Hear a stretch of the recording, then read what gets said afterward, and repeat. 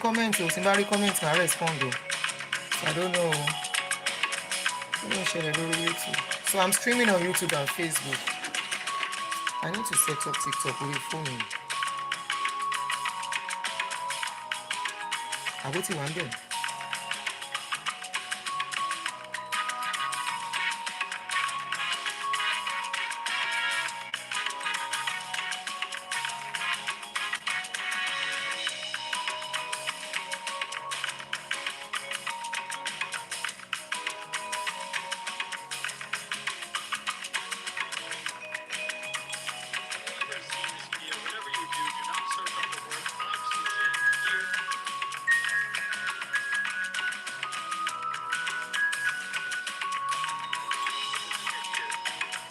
Ẹdúró náà ó dà pé mo lè ṣe lórí TikTok o, ní sùúrù, ẹni sùúrù. Àbí? Okay. Mo ń ṣe àkáǹtì ilé. So good morning guys, if you are joining me this morning.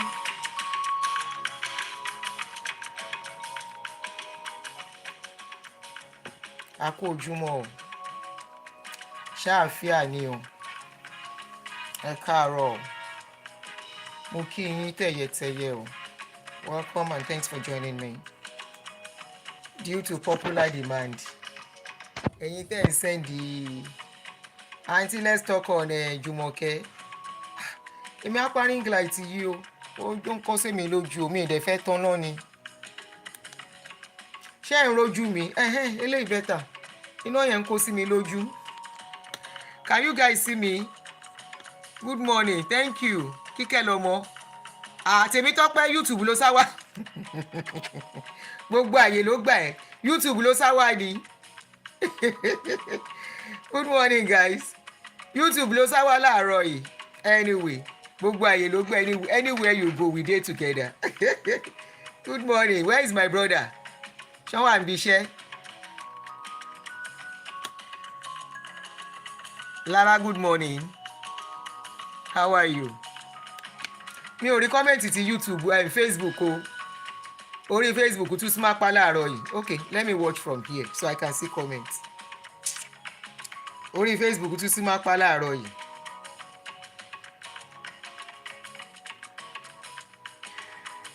I can't see any comment on Facebook, but let me just log in from another. Orí Facebook tún yí láàárọ̀ yìí nìyí. Ṣe rí àwọn èèyàn tí ẹ ti kí mi lọ. Ẹ káàárọ̀, ẹ má bínú mi ò rí ni o. Káyọ̀dé Ogbajà, I see you, Lise Vovo, Adébáyọ̀ Bọ́láńlé. Some names have gone up, so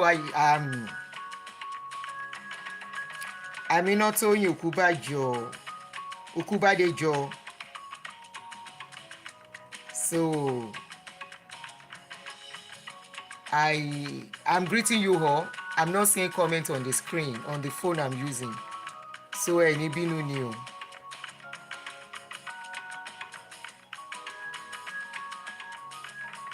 So, but on YouTube I can see comments.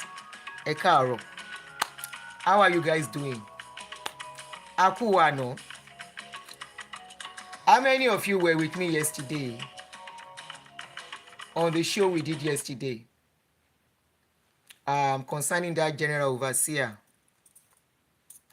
Thank you, Adenike. Omotola Odedipe, okay, you are on YouTube too this morning. Kíkẹ́ lọmọ, good morning. You are on YouTube again. Gbogbo yín sá wá sí YouTube. Kí ló dé? Ṣé ẹ̀ ń bá Facebook jà ni? Tẹ́ ń sá wá sí YouTube. TikTok nìkan náà ti máa miss wa, kọ́ má bínú.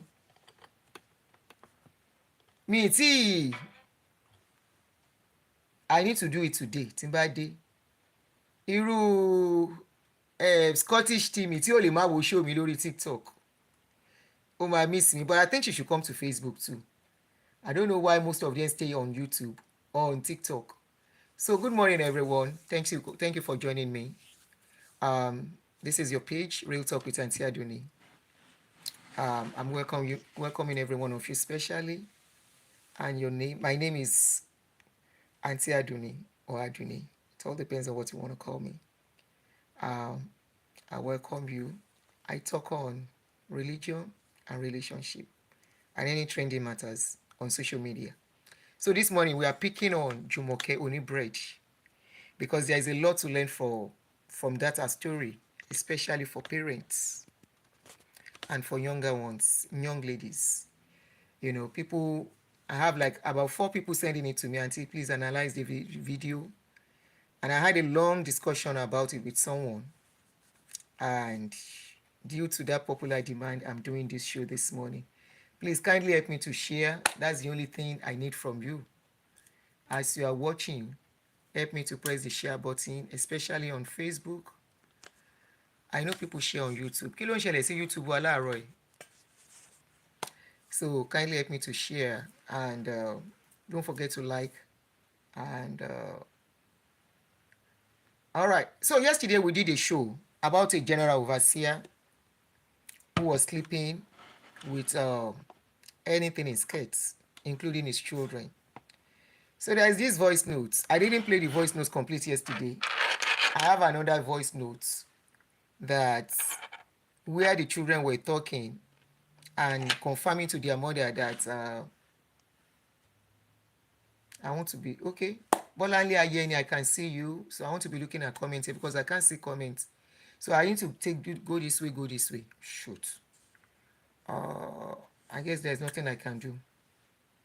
So Bolanle Ayeni, good morning, my sister. How are you? Biodun Olagunju, Roladun. Ọmọ mi nìyẹn, àbúrò báwo ni? Michael Adedamola, I see you. Báwo ni Tómi? Mo rí ẹ, báwo làbúrò? Ṣó wa okay? All right, ṣàlàáfíà ló ṣá wà. Anyways, so that particular voice note, first notification. What is first? Thank you, Victor. What is first notification? All right, let me just play that so I won't waste time. Let me play the voice notes of those children. Where's my speaker? When they were confirming to their mother, you know, even though they were trying to kind of not really be able to talk very well to their mother. Connected. Okay. So let me play that voice note before we go into Jumoke's issue. So this is just a follow-up on what we did yesterday. How the mother was able to get the children to speak and what the children told their mother about what their father has been doing. All right, so let's go.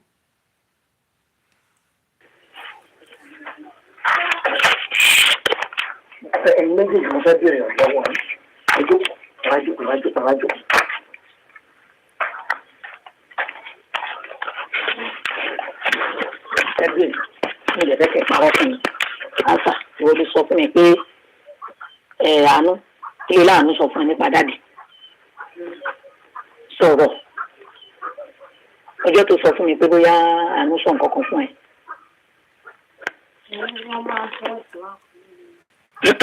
Sọ̀rọ̀ bí gbọ́ ó dà kó mi ní kó parọ́ mọ́ bàbá ẹ. Àánú á ṣàṣọ pé sọ fóun pé bàbá máa ń gbowó ní ẹ̀ láyà. Kí ló tó fi parọ́ mọ́? Mi ì parọ́. Jókòó dáadáa, jókòó dáadáa. Kí ló tó fi parọ́ mọ́ wọn? Mi ì parọ́. Mi ì parọ́. O ò parọ́? Mi ì parọ́. Ìwọ ńkọ́? Ìwọ náà ṣáà sọ fún mi, àbí ò sọ fún mi? Èwo ni ó sọ fún mi? Sọ̀rọ̀. Ṣé ìwọ mi há ni? Ṣé náà mo sọ fún yín? Èkìní. Ṣé àánú sọ fún mi pé dáàdì máa ń rìn bá? Daddy ò fún. Ìwọ náà tún sọ the same thing fún mi pé. Pé sẹ́lẹ̀ ni wọ́n máa ṣe bọ́ sí. Kí ló wá dé tí mo wá ń sọ fún ẹ pé mo fẹ́ gbé ìgbésẹ̀ tó wá ń sọ fún àgbẹ̀ pé àdéhùn ọ̀hún nǹkan tó.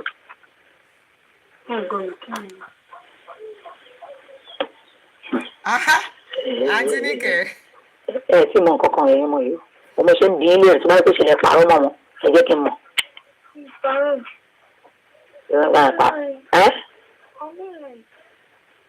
Àwọn ọmọ yẹn gan ò free mọ́ ìyá wọn dáadáa. Èmi méjèèjì fi ṣe pé ń parọ́. Bí ọmọ ẹ ṣàrọ̀ títọ́ yìí, Jáde ti kan náà mọ̀ pé kò easy fáwọn tó ti sọ pé kí n ṣiṣẹ́ tàbí kí n. Apart from that day kan most times láì bá tí ẹ̀fẹ̀ ọkùnrin mo máa ń ṣe báyìí. Àmọ́ tó bá ti fẹ́ ọ̀gẹ̀ mi wọ́n máa fẹ́ láti tó bá ti ọ̀gẹ̀ mi báyìí wọ́n fẹ́ kó òun sí látàrí mo máa ń tẹ̀ láti distance ara mi. Nígbà tí mo tẹ̀lé pé mo ṣe ń ṣe wọ́n ṣe wọ́n sọ mo ṣe. ẹ̀yin tí a bí.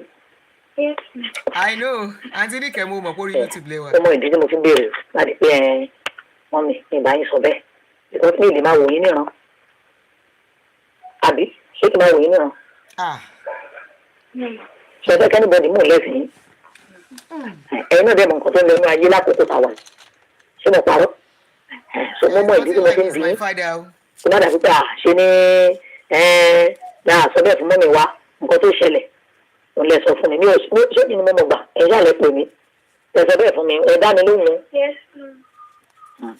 torí àkókò tá a wà yìí èèyàn kan lè máa sọ pé torí it's my daddy that is why I don't want to talk no ẹ̀yin náà gbọ́ rédíò ẹ̀yin gbọ́ oríṣiríṣi nǹkan tó ń ṣẹlẹ̀ ńbẹ̀ àbí mo parọ́ ni ẹ dá mi lóhùn tí máa parọ́.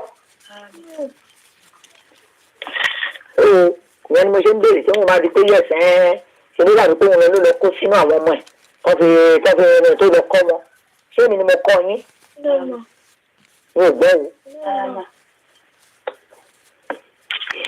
àkókò sàyẹn mímọ́ nǹkan tí mo ti rí kí n tó máa bí yín léèrè ní ìdẹ̀fẹ́ kó tún ṣẹlẹ̀ sẹ́yìn náà ní ìfẹ́ kó ṣẹlẹ̀ sí yín o òun ni mo fi tún yín pè tí mo ń béèrè pé bóyá ẹ parọ́ mọ́ wọn ni àbẹ́ ò parọ́ mọ́ wọn. ìyá lòun fún ní èpè ẹ ò parọ́ mọ́ wọn. tó deserve. mi ò gbọ́ o. Mi ò parọ́ mọ́. Mi ò parọ́ mọ́ wọn. ìwé náà parọ́ mọ́ wọn. Yes, ma. ṣé o máa ní kẹ́ ẹ sọ lójú dáàdì yẹn sọ. Yes, ma. Yes, ma. Yes, ma. All right. No problem. For those who are just joining us, who don't know the full story, just go to the video I did last night. You will find the story there. First notification. What is first? Thank you, Victor. What is first notification? Hold on, no. Power off. Níbo nìyẹn ti wá? Ó já mọ́ra wọn ni o, sorry o. All right, because I can't see comments on this one, so I was trying to access it on this other one. So that story, you will find that story on the video I did last night. It's a story of a general overseer of a church who was sleeping with his children. He slept with the niece of the wife. He slept with his stepdaughter. The stepdaughter ended up buying herself out of depression. A minor. All these kids are minor when he slept with them. When he could not see any other person to sleep with, he slept with his own daughters. And you can, from the other voice note, I mean, the yesterday's show I did, you can watch, you can listen to when the wife was getting evidence from him and she accused him of sleeping with the children. And the man was trying to like tell the woman to cover him up that, are you a good wife? A good wife should not be doing this. A good wife should be a good supporter. This is my own trying time. It is my my faith being tested. But as it is, the man has been arrested. Presently, he's arrested. He has been taken to court and is remanded in prison as we are talking. I will give you updates on it. And we want to say a very big thank you to Barrister Olumide Omoshebi. He's been doing a very, very wonderful job concerning domestic violence and abuse. Presently, there is a young girl, a 13-year-old girl, who is a sickler, and the mother is handicapped, as in crippled or something, or be paralyzed. And the father has been abusing everyone in that home. They reach out to Barrister Omoshebi, and I think by now the man should have been arrested too, because last night before I slept we spoke, and he said they are going out to arrest the man this morning. So I'm sure they will have arrested him. So that is update on the video we did yesterday. Now let us go into Jumoke, Oniburedi, and analyze her story. And let's see what we can learn from that as parents, as a young person, young mother, young father. What can we learn from Jumoke's story? Let's go there. When children get to a certain stage, when we grow up to a certain stage, tabala and tomo, tó bá dé stage kan gbogbo wa la fẹ́ jẹun ọmọ, we want to eat the fruit of our labour. But that is for parents who do it right. If you don't do it right, whatever you sow, you will reap later in future. This is not the dispensation of saying a child is a girl and you will just leave them. This is not the dispensation of saying if you can't take care of children, don't have them. Don't just bother to have them. Okay? When you have children and you have to leave them into the world to fend for themselves, or when your girl child is going through abuse in their marriage and they don't have you to come back to, big shame on you as a parent. Whatever it is, even if you are living in a one-room apartment, your children, your home should be open to your children at all times, no matter what you are managing with. All right, let's go. The video is in Yoruba, so you might have to just let me interpret as the video goes on. So excited this morning, and we're going to be having an interview with Jumoke Oniburedi. You know her as Jumoke, the bread seller who got into the limelight a couple of years back when she stumbled on T.Y. Bello's photo shoot set with Tiny Temper. Well, she got all the buzz, all the fame, and she was, in fact, a celebrity. Everybody wanted to be a part of Jumoke's story. People reached out to her. However, fast forward to the year 2024. Where is Jumoke now? That is a big question. A lot of people have been, talking about. Sorry, I'm supposed to make introduction on Jumoke. Jumoke is a very popular, used to be popular in those years back. A lady that photobomb a video that T.Y. Bello, a popular foreign photographer, was doing a shooting on island. And this girl, this young lady, Jumoke, was hawking her own bread and she photobombed the picture. And, they went looking for that. This is a girl that would be very good for Ayome. I know that is you. That this girl would be very good for modeling. And T.Y. Bello took her in to be a model. And, they did a lot of pictures and she became a model for a period. And suddenly we stopped hearing from her. During that time, they rented an apartment for her, upgraded her status, living status. She became a celebrity suddenly. Then suddenly we stopped hearing from her. And of recent, people were asking, where is Jumoke? Where is Jumoke? What happened to her? Before then, she had problem with her husband that she was married to. And she relocated to Lagos. That was when she met T.Y. Bello. So when they upgraded her, she brought her husband back. And they were all living together with her 2 children. Now you're going to hear from her how everything went, what she was going through even before T.Y. Bello discovered her, and what happened to her thereafter. And there's a lot of lesson to learn from this for young ladies especially. What she's been up to, where is she? She's off the radar, she's gone AWOL, she's gone MIA, but she is right here in the studios of City 105.1 FM today to talk about what she's really been up to. Good morning to you, Jumoke. Báwo ni, Carol, Sheila Dani. Adúpẹ́, family uncle. We thank God. So it's so good to have you in the studio, and a lot of people have been asking, where is Jumoke? Kí ló ń ṣẹlẹ̀? Báwo ló ṣe ń lọ? Kí ló ń ṣe nísìn? Ṣó ṣì wà ní country ni àbí ṣó ti jápa? Like, people are even thinking maybe you relocated abroad with your family, and we just want you to shed more light. Afẹ́ kó kó tan iná sí nǹkan tó ń ṣẹlẹ̀ sí ẹ báyìí, but kó tó ẹ̀ tó ṣe yẹn.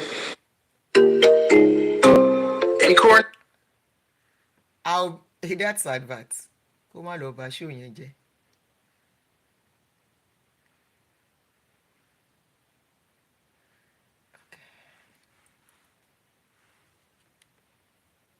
Take us on a journey of how you got through to TY Bello. Báwo ló ṣe mọ TY Bello? Okay. Ẹ káàárọ̀ gbogbo ẹ̀yin tẹ́ ń gbọ́ wa lọ́wọ́lọ́wọ́ báyìí. Orúkọ mi ni Jumoke, ọmọ Oniburedi tí gbogbo yín mọ̀ kárí ayé náà ni. Ní 2016, so ní ọjọ́ yẹn, because mo máa ń kiri lẹ́ẹ̀mejì. Okay. Mo máa kiri láàárọ̀. Wait, so somebody said no video on Facebook. Please, if you can see me on Facebook, can I see some thumb up?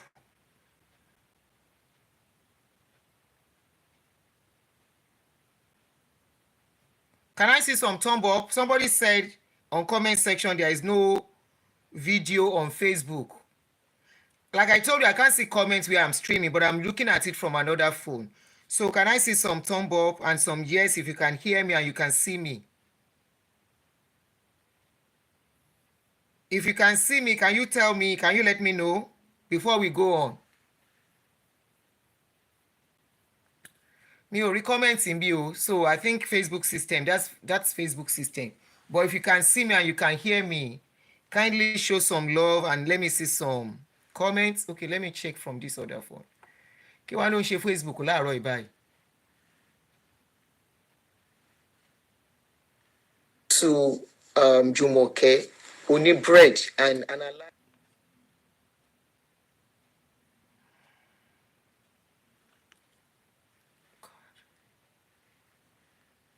Please, I need some love sign. Oh, mi ò rí o. Somebody said no. Okay, you can see me. Good. Muti rinsing. Thank you. All right. I just want to be sure everybody is being. No, YouTube, we are fine. We are fine on YouTube. No problem. I'm talking about Facebook. Since last night, Facebook system has been messing up. So I'm talking about YouTube. I mean Facebook, not YouTube. Àwọn ọmọ mi ní bakery, so mo tún máa gbé another bread ní ọ̀sán. Ní ọjọ́ yẹn, time mo ti lọ ọjọ́ ọ̀gá mi ò tè jáde ní ọjọ́ yẹn.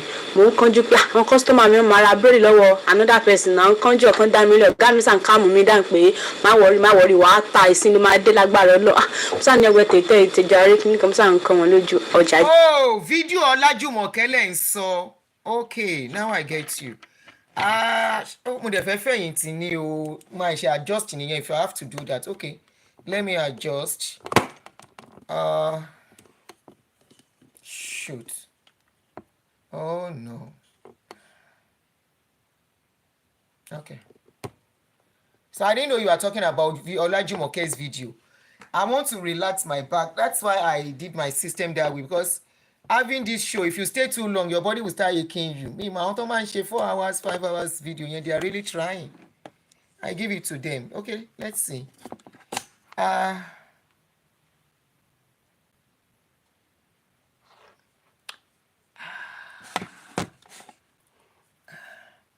Tí bá máa stop ẹ̀ ńkọ́. Okay. The way we did fún ti kinní lánàá.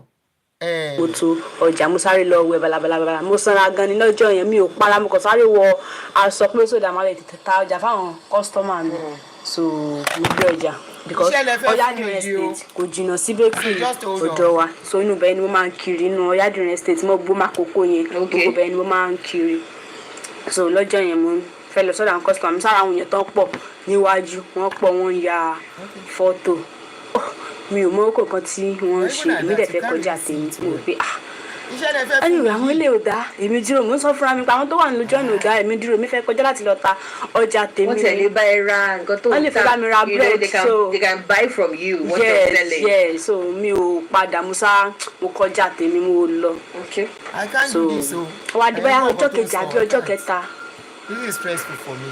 Ni àwọn tó ń lo Android phone ní bakery ọ̀dọ̀ wa because mi ò ní Android so sá làwọn ń rí mi ní orí fóònù. No, ní sùúrù hold on. Okay. So ọjọ́ tó kọjá yẹn the day you passed you did not know who TY Bello was. Mi ò mẹ́ tó ń jẹ́ bẹ́ẹ̀ o. O dẹ̀ tún mọ èèyàn tí wọ́n ya fọ́tò fún. Àtọ́ Nigerian British rapper Tiny Temper. Ta ni mo dá mọ̀ wọ́n kàn kọjá. Èmi kàn kọjá tèmi ẹ̀ mi ò mọ̀. Wọ́n dẹ̀ ní pé kí ló dé tó kọjá. Distractions leléyìí o. Distractions real. So you might just have to just listen like that. So You know, they go through eléyìí. No, I can't. I'll stop you. No, stop mi lọ́jọ́ yẹn. Mi kàn kọjá tèmi pé wọ́n ṣe tí wọn èmi náà dẹ̀ fẹ́ lọ ta ọjà tèmi. So mo sá mo lọ tèmi. Wọ́n á dúpẹ́ ọjọ́ kejì àbí ọjọ́ kẹta. Àwọn tó ń lo Android phone ní bakery. Wọ́n sá láwọn rí mi nínú fóònù kíní kan mi ò dẹ̀ kan mi ò sẹ́ bí wọ́n pé kí ló ṣẹlẹ̀ so mo máa ń focus lórí ọjà tèmi kí n ti lọ kémi ti wọlé kí n ti wọlé láti tọ́jú àwọn ọmọ mi. So wá dé báyà ọjọ́ kẹta yẹn lọ ọjọ́ kẹrin. So mi dẹ̀ ti kiri lọ ní àárọ̀ ọjọ́ yẹn. Báwo la ṣe ṣe? Okay. So kejì mi wà ńbẹ̀ ọ̀rẹ́ mi àbí ẹ̀gbọ́n ló jẹ́ sí mi bó àjọ wá láti Ọ̀ṣun state ni.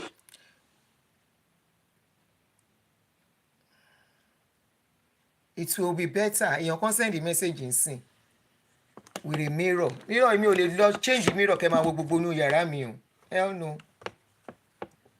No, I can't do that. Ṣé máa gbọ́ tó bá le jù á gbọ́. But let me try and move this thing backwards. I know why it's not working. It's because I've changed the setting of my streaming things. Mo change because mo fẹ́ máa relax. Ẹ̀yin máa ń dùn mí pẹ̀lú chair tí mo ń lò tẹ́lẹ̀. So I have this chair where I can relax my back very well while I'm doing it. So, but let me try and see if I can work something out with this. This is not working because I didn't set it before. Show compulsory kẹ wo Jumoke straight in abiru wàhálà wo lè fẹ́ fún mi ṣe báyìí. This is really wasting our time. Mo dey love show. So what else can I do? The recommending.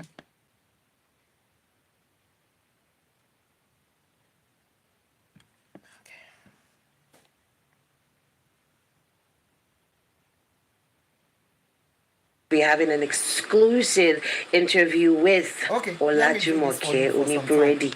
You know her as Jumoke, the bread seller who got into the limelight a couple of years back when she stumbled on T.Y. Belu's photo shoot set with Tiny Temper.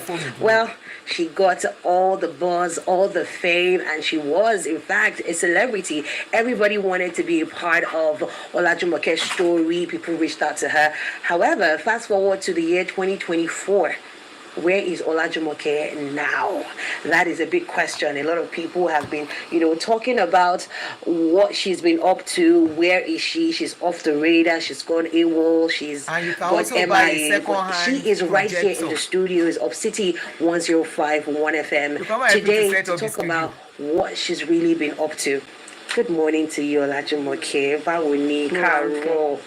Shiladani. Adúpẹ́, family ńkọ́. We thank God. So it's so good to have you in the studio, and a lot of people have been asking, where is Jumoke? Kí ló ń ṣẹlẹ̀? Báwo ló ṣe ń lọ? Kí ló ń ṣe nísìn? Ṣó ṣì wà ní country ni àbí ṣó ti jápa? Like, people are even thinking maybe you've relocated abroad with your family, and we just want you to shed more light. Afẹ́ kó kó tan iná sí nǹkan tó ń ṣẹlẹ̀ sí ẹ báyìí, but kó tó ẹ tó ṣe yẹn, just take us on a journey of how you got through to T.Y. Belu. Báwo ló ṣe mọ T.Y. Belu? Okay. Ẹ káàárọ̀ gbogbo ẹ̀yin tẹ́ ń gbọ́ wa lọ́wọ́lọ́wọ́ báyìí. Orúkọ mi ni Jumoke, ọmọ Oniburedi tí ó pé ìmọ̀ kárí ayé náà ni.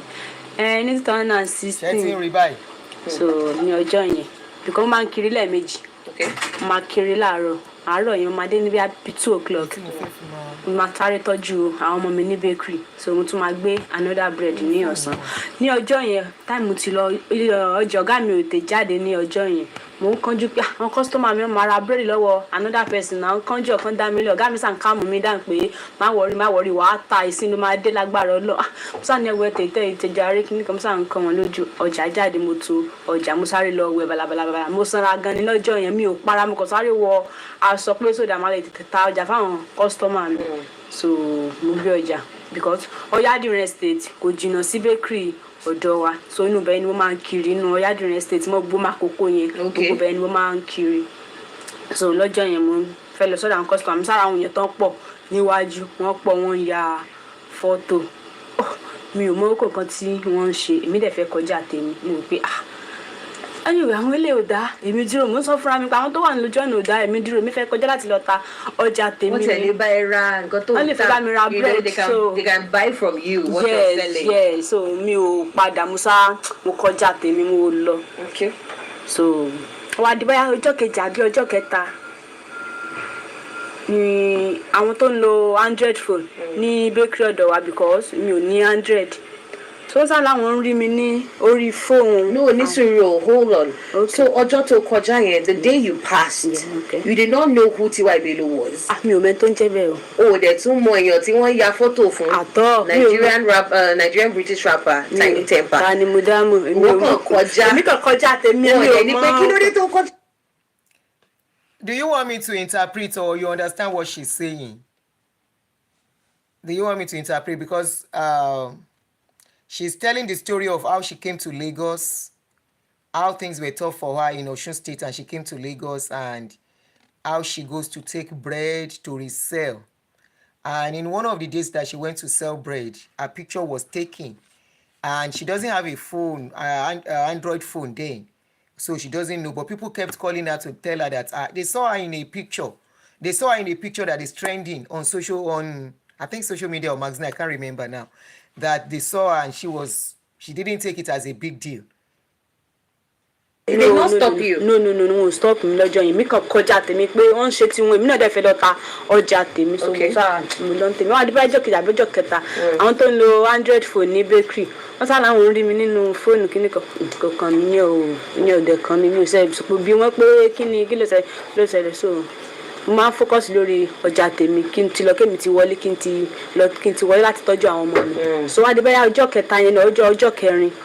So èmi dẹ̀ ti kiri lọ ní àárọ̀ ọjọ́ yẹn so kejì mi wà ńbẹ̀ ọ̀rẹ́ mi àbí ẹ̀gbọ́n ló jẹ́ sí mi bó àjọ wá láti Ọ̀ṣun state ni so yẹn ló wá ló sọ fún mi pé àwọn kan wá sí bakery láti wá béèrè mi pé wọ́n mú fọ́tò mi dání pé àwọn ń béèrè arábìnrin yìí olówó àníyà pé òun mọ̀ pé èèyàn mímọ́ ni pé àbúrò òun ní bí àbúrò òun náà ní sọ ìgbà tí mo wá dé lọ́sùn wá sọ fún mi pé àwọn kan mú fọ́tò mi wá sí bakery wọ́n wá béèrè mi pé àwọn ń béèrè arábìnrin yìí ò bọ̀ irúṣẹ́ ti bá òun pé kí ló ṣe ní kò sẹ́ni àbójalè ní àbóbúyàn ní àbóbáyàn jà ní báyàn jà ó yẹ kẹ́ trust mi náà dédé mi máa ń lọ so mi ò dẹ̀ jí nǹkan yàn so kò sí problem àwọn tó bá ń béèrè mi no problem pé tó máa wá síbẹ̀ tó bá ṣẹlẹ̀ a máa mọ̀ so wọ́n tún wá padà wá bóyá ọjọ́ kejì yẹn àárọ̀ wọ́n ètè wá láàárọ̀ lọ́jọ́ yẹn so wọ́n bá mi náà ní àwọn tí wàá wò mí tẹ́lẹ̀ wọn ò bá mi pé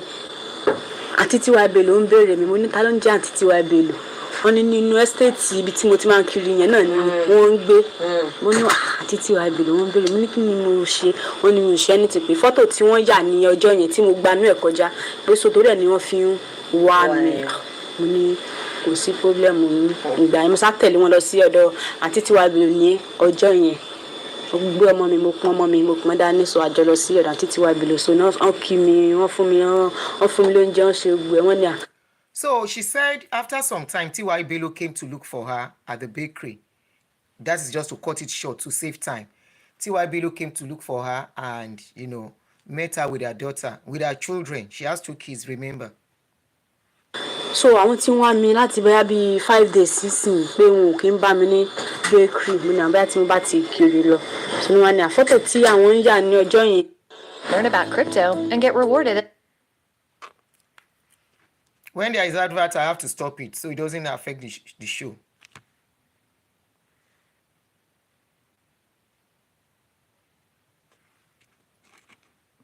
Gba wá nínú ẹ̀ kọjá so ìgbà táwọn post àwọn fọ́tò yẹn iṣẹ́ táwọn ṣe yẹn so àwọn èèyàn ní ta lọmọ tó wà nínú fọ́tò ṣé model ni sáwọn mọ̀ ní àwọn ò mọ̀ so ó kàn kọjá tí ẹ ní. So you didn't plan it, just stumbled on it and then. No plan rẹ̀ rárá so káwọn ò dá mọ̀ but àwọn tí ń fi fọ́tò rẹ̀ àwọn tí ń wà bakery tó wà ní ẹgbẹ́ ọ̀dọ̀ àwọn tí lọ síbẹ̀ wọ́n ní ibẹ̀ ló ti wá so wọ́n sọ fún mi nìyẹn pé mo ní wọ́n ṣe wọ́n ní so ṣé mi ò mind bàtà gba àwọn yẹn like photo yẹn pé ṣé model ọmọ yìí ní kíní kan kan jẹ́ kọ́ mi máa model náà ọmọ yóò fine ó fit ó àyìnbó mo ní àmà kí ló ń jẹ́ model mà because mo mọ nǹkan tí ó ń jẹ́ mo ní kí ló ń jẹ́ model mà wọ́n á explain fún mi wọ́n á ní kò sí problem mà pé kò sí wàhálà mọ́ you are available bẹ́ẹ̀ ni pé kò sí wàhálà ni wọ́n á lókè pé that's nice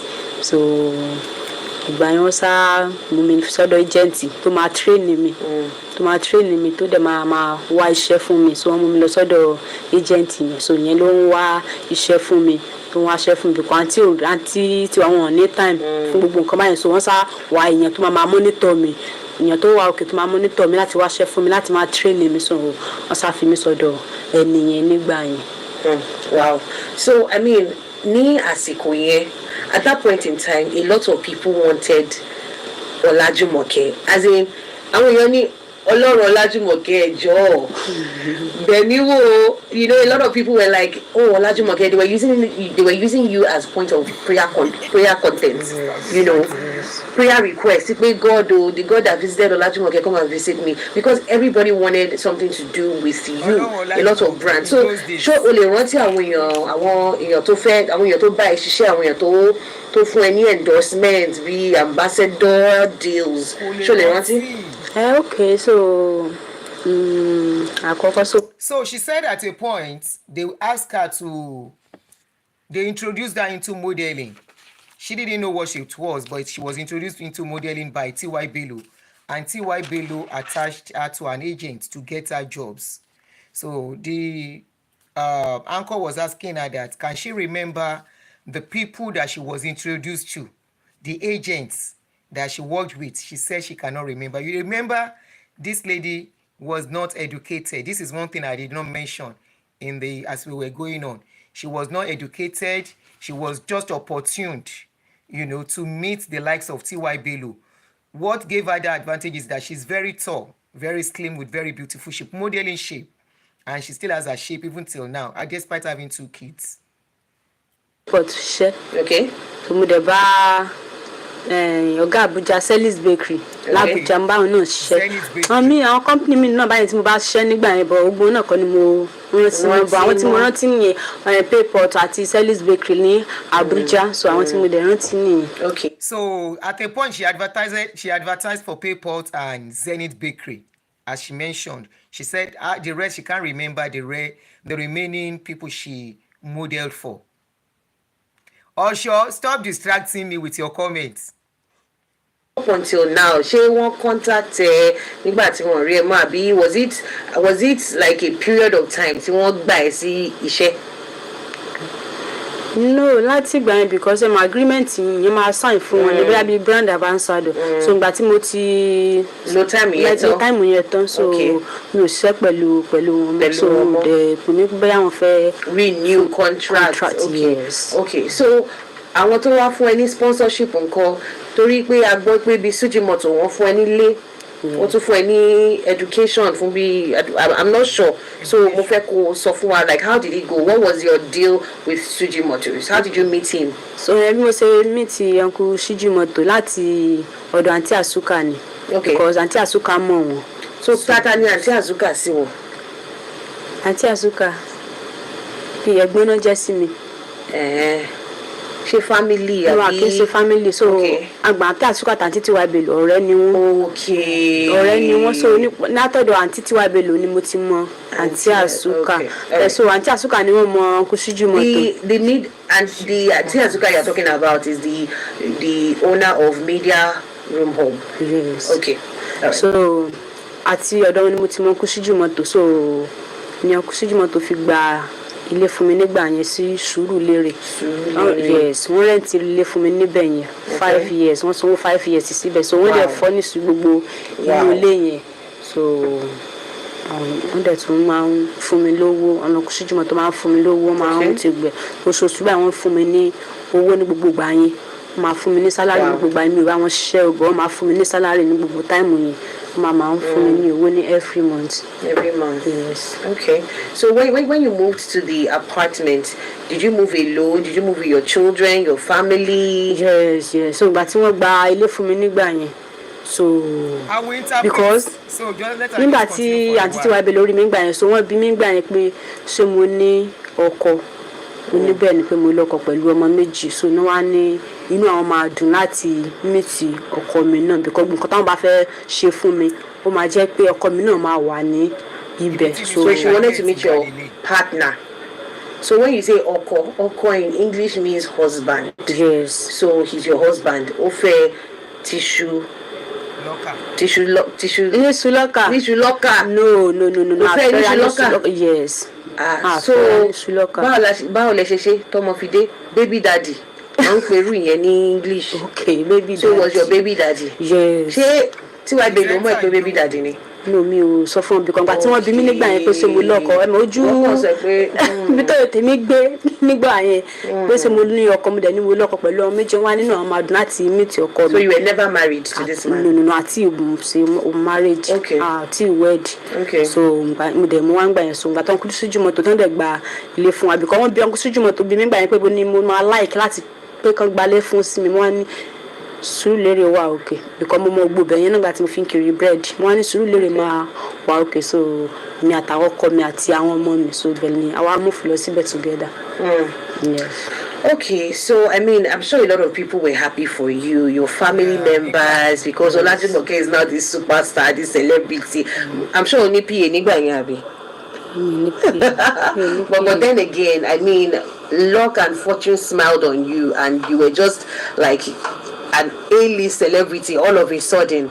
So iṣẹ́ Ọlọ́run ni àbí. So báwo ni àwọn family ẹ̀ ṣe gba Olajumoke yìí tí gbogbo ayé ń fẹ́? Inú wọn dùn nínú tani nínú tí nǹkan ayọ̀ tọ́mọ bá ṣe nǹkan ayọ̀ so kò sí.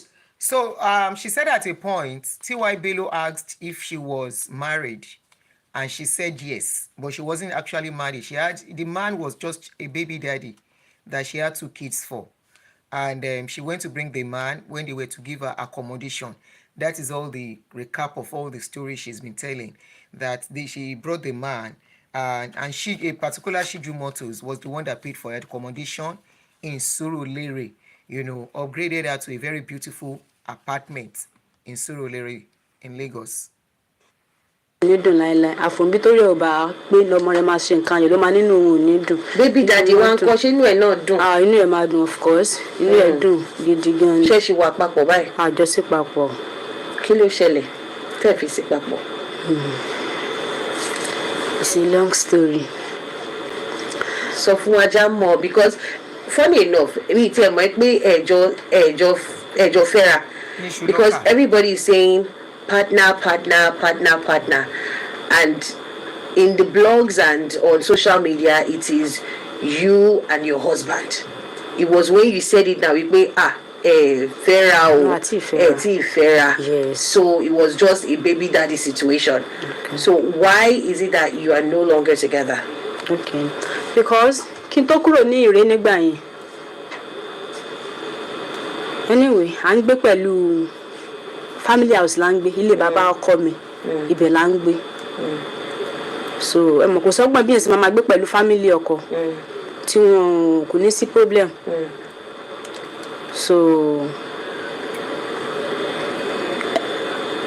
it is well, take your time.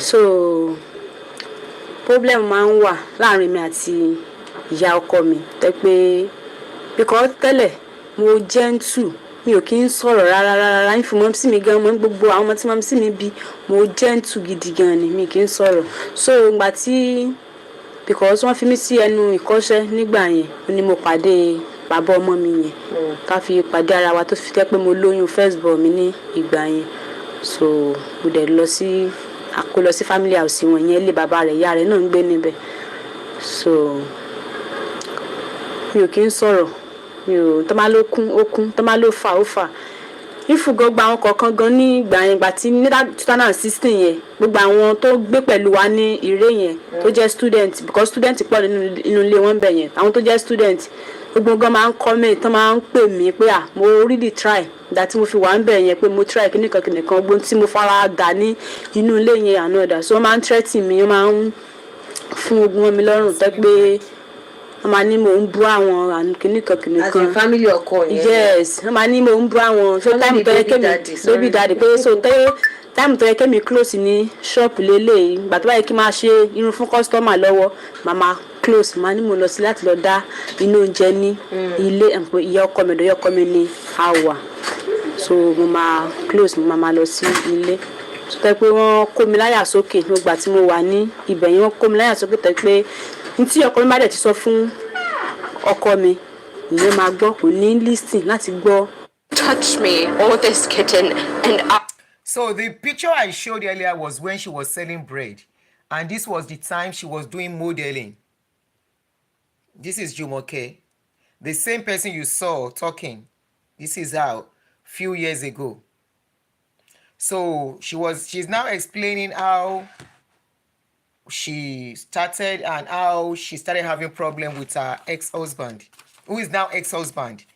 But when she rose to stardom, she brought the man close, and she said she was living with them in the family house where the mother of the husband was living. Her case, if you look at her case, is almost getting similar to the case of this girl, Pretty Blessing, who just got pregnant and moved into a man's house.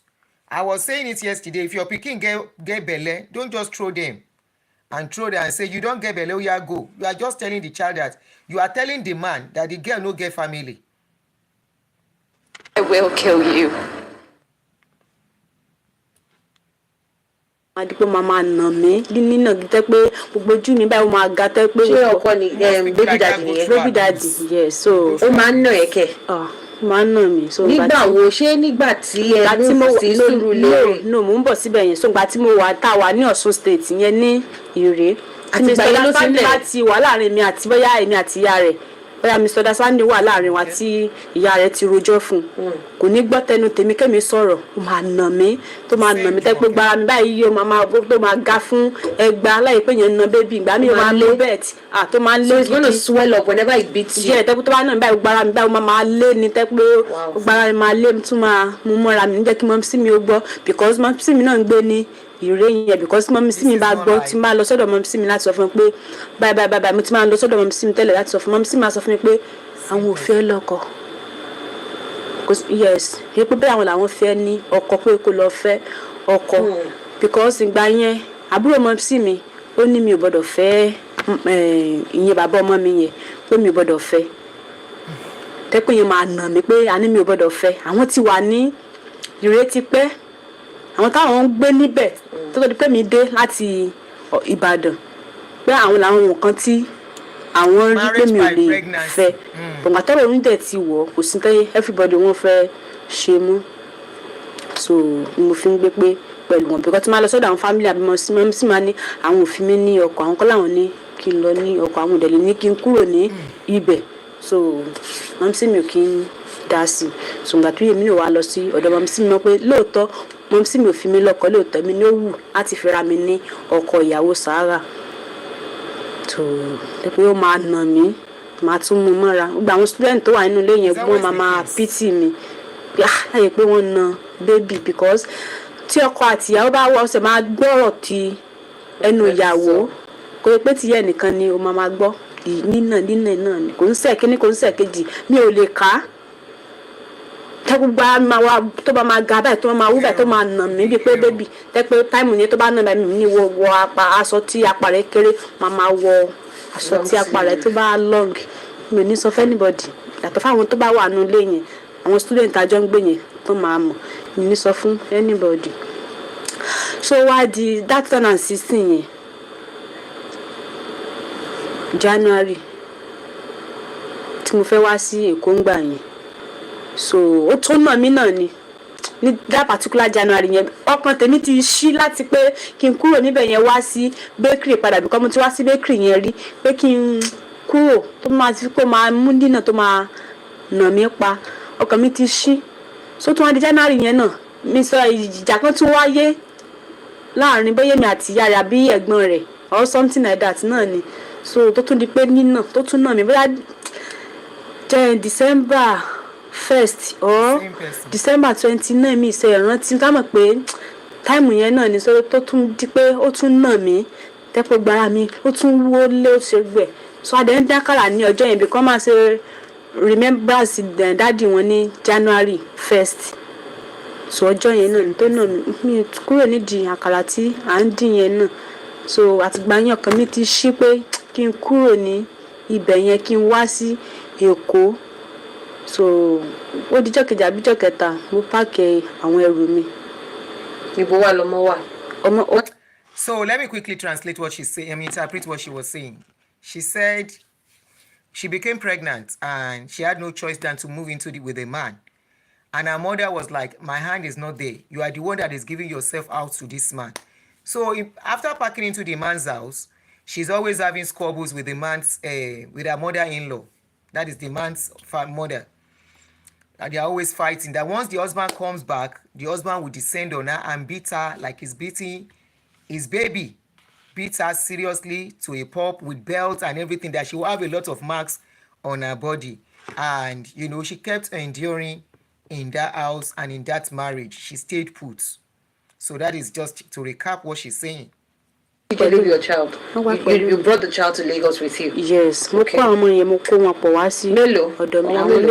Okay, at this point, she has left Ire in Osun State to relocate to Lagos because life was very tough for her. And despite beating and everything, they are still managing life. So she came to Lagos, and that was when she went into the bread business in Lagos.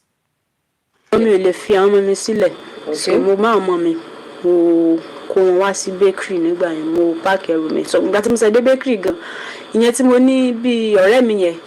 Somebody said, but all what she's saying now is in the past. She already accepted him as her husband when she met her fortune. Okay, did you see the picture I was showing you? Her before picture and now. So will you tell me meeting the man, accepting the man back has done her good? That is where we are going in this story. But let's just continue to hear him. There are some people you don't allow back into your life for any reason. Mi lọ bọ̀ rélo náà ti wá pé kí ló mú mi ní gbogbo ara báyìí so ni mo wá explain fún yẹn pé báyìí ló wà ní ó ga pé bọ̀ tó gbà wọ́n bá ń sọ ń gbà yẹn pé báyìí mi ò ní gbọ́ pé mi ò ní gbọ́ pé bọ̀ ìgbà tí mo dẹ̀ ti kúrò yẹn pé tí mo sásàlà fún ẹ̀mí mi pé ó wà òkè báyẹn náà so mo sáfi kó àwọn ọmọ mi wá sí Èkó so mi ò sọ ẹ̀rù ọ̀rọ̀ báyìí mi ò tí sọ rí pé wọ́n ṣe ń ṣe ẹni interview fún mi mi ò sọ rí. This is the first time you be saying this. Mi ò sọ rí mi ò ṣe mention rẹ̀ jáde rí rárá.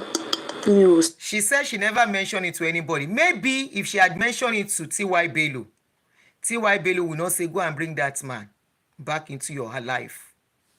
She said she never mentioned it to anybody that the man was an abuser. So ìgbà tí incident yẹn dẹ̀ ṣẹlẹ̀ nígbà 2016 yẹn ọ̀rẹ́ mi yẹn sọ fún mi pé ìgbà tí mo dé bakery tí mo sọ fún pé mo fẹ́ pe ọkọ mi pé wọ́n béèrè pé sí mo lọ́kọ mo ní ọkọ so yẹn wá sọ fún mi pé orí mi ò pé sọ yẹ kí mo ní mo lọ́kọ ni orí ẹ̀ ò dẹ̀ pé lóòótọ́ pé ọkọ tó nà mí báyẹn tán treat mi like ẹrú bí slave sọ yẹ kí n sọ fún pé mo ní ọkọ ni wọ́n sọ fún yẹn pé wọ́n ti máa ní mi ò ní ọkọ ọmọ rẹ̀ tí mo ti bí ọmọ méjì fún mo lọ́kọ náà nìyẹn ni ok ìwọ ló mọ̀ pé ó ti gentle jù á máa ṣe bí dìndìnrìn ipò ẹ̀kọ́ sọ báyìí rárá ẹnìkan ẹlòmíràn tó support ní inú bakery yẹn pé ipa àwọn ní láìlẹ̀ àwọn máa sọ pé àwọn ò ní ọkọ ni mo ní kò sí tí mo fẹ́ sọ mo láti sọ báyẹn mo dẹ̀ ti sọ nìyẹn mi dẹ̀ lè lọ bá wọn pé padà pé mi ò ní ọkọ so ló fi di pé ó dé Èkó tó wá sí Èkó so gbàtàdé tún wà ní Èkó yẹn náà nínú ilé yẹn náà ti nà mí nínú ilé yẹn ní Sùúrùlérè tí ẹkú sí Jumoke tí wọ́n gbà fún wa ó ti nà mí. So she said her friend that they used to sell bread together. When she told the friend that she told the media people that are showcasing her, that one said, I hope you didn't tell them that you have a husband. She said she told them that she has a husband. That one was so furious that a man that is abusing you back home, why would you want to still be going with this man? Why would you mention the man? So she said, long story short, they started living together. Immediately they started living together where they got for her in Sùúrùlérè. The picture I showed you last was the husband, she and the husband. Let me show you the picture again. This is she and the husband when they upgraded them. This is Jumoke, this is the husband, and they upgraded their life. They started living well. She said even at that, the man started his beating again inside the house. So, Nisuru, T.Y. Bello, did you inform T.Y. Bello that you were in an abusive relationship with this man? Or T.Y. Bello? With just me and freelancers on Upwork, I've been able to publish several children's books and build a business that I'm proud of. It's super easy to post a job and get good candidates. So she never told T.Y. Bello, according to what she just said again. Mi ò sọ fún anybody pé mi àti ẹ̀ ò máa rí mo kàn ń pa gbogbo ẹ̀ mo ń pa mọ́ra mo jẹ́ nǹkan tó gentle gbogbo family mo gba àwọn àbúrò mi kò sẹ́ni tí ò mọ̀ mi mo jẹ́ nǹkan tó gentle jẹ́jẹ́ mi mo máa ń lọ so mi ò sọ fún anybody mo kàn máa ń mú gbogbo ẹ̀ mọ́ra ni tó bá ti jáde lọ báyìí tó ti lọ mu ọtí because ó máa ń jẹ́yàn tó máa ń tó máa ń ṣe fàájì yẹn ó máa lọ báyìí the next tó bá dé ní bóyá ọ̀rọ̀ ìkéré kan ṣẹlẹ̀ báyìí gbà máa nà mí tún máa mú mọ́ra mi ò ní jẹ́ kọ́ anybody mi ò ní sọ fún anybody fún ìyá tájọ́ ń gbénu ilé ìyá náà lè di wa tó yẹ pé mi àti àyàn close mi ò ní torí ẹ̀ pé kí n tún sọ fún ìyá yẹn tí wọ́n pé bọ́rọ̀ sí kàn báyìí tí mo fi ń sọ gbà àwọn kan tí mò ń sọ jáde yẹn. So at what point in the relationship did he leave or did you leave him? At what point? Ṣé nígbà tó ṣì dá ni àbí nígbà tí ó yí bákanbákan? No. When exactly did he leave the picture?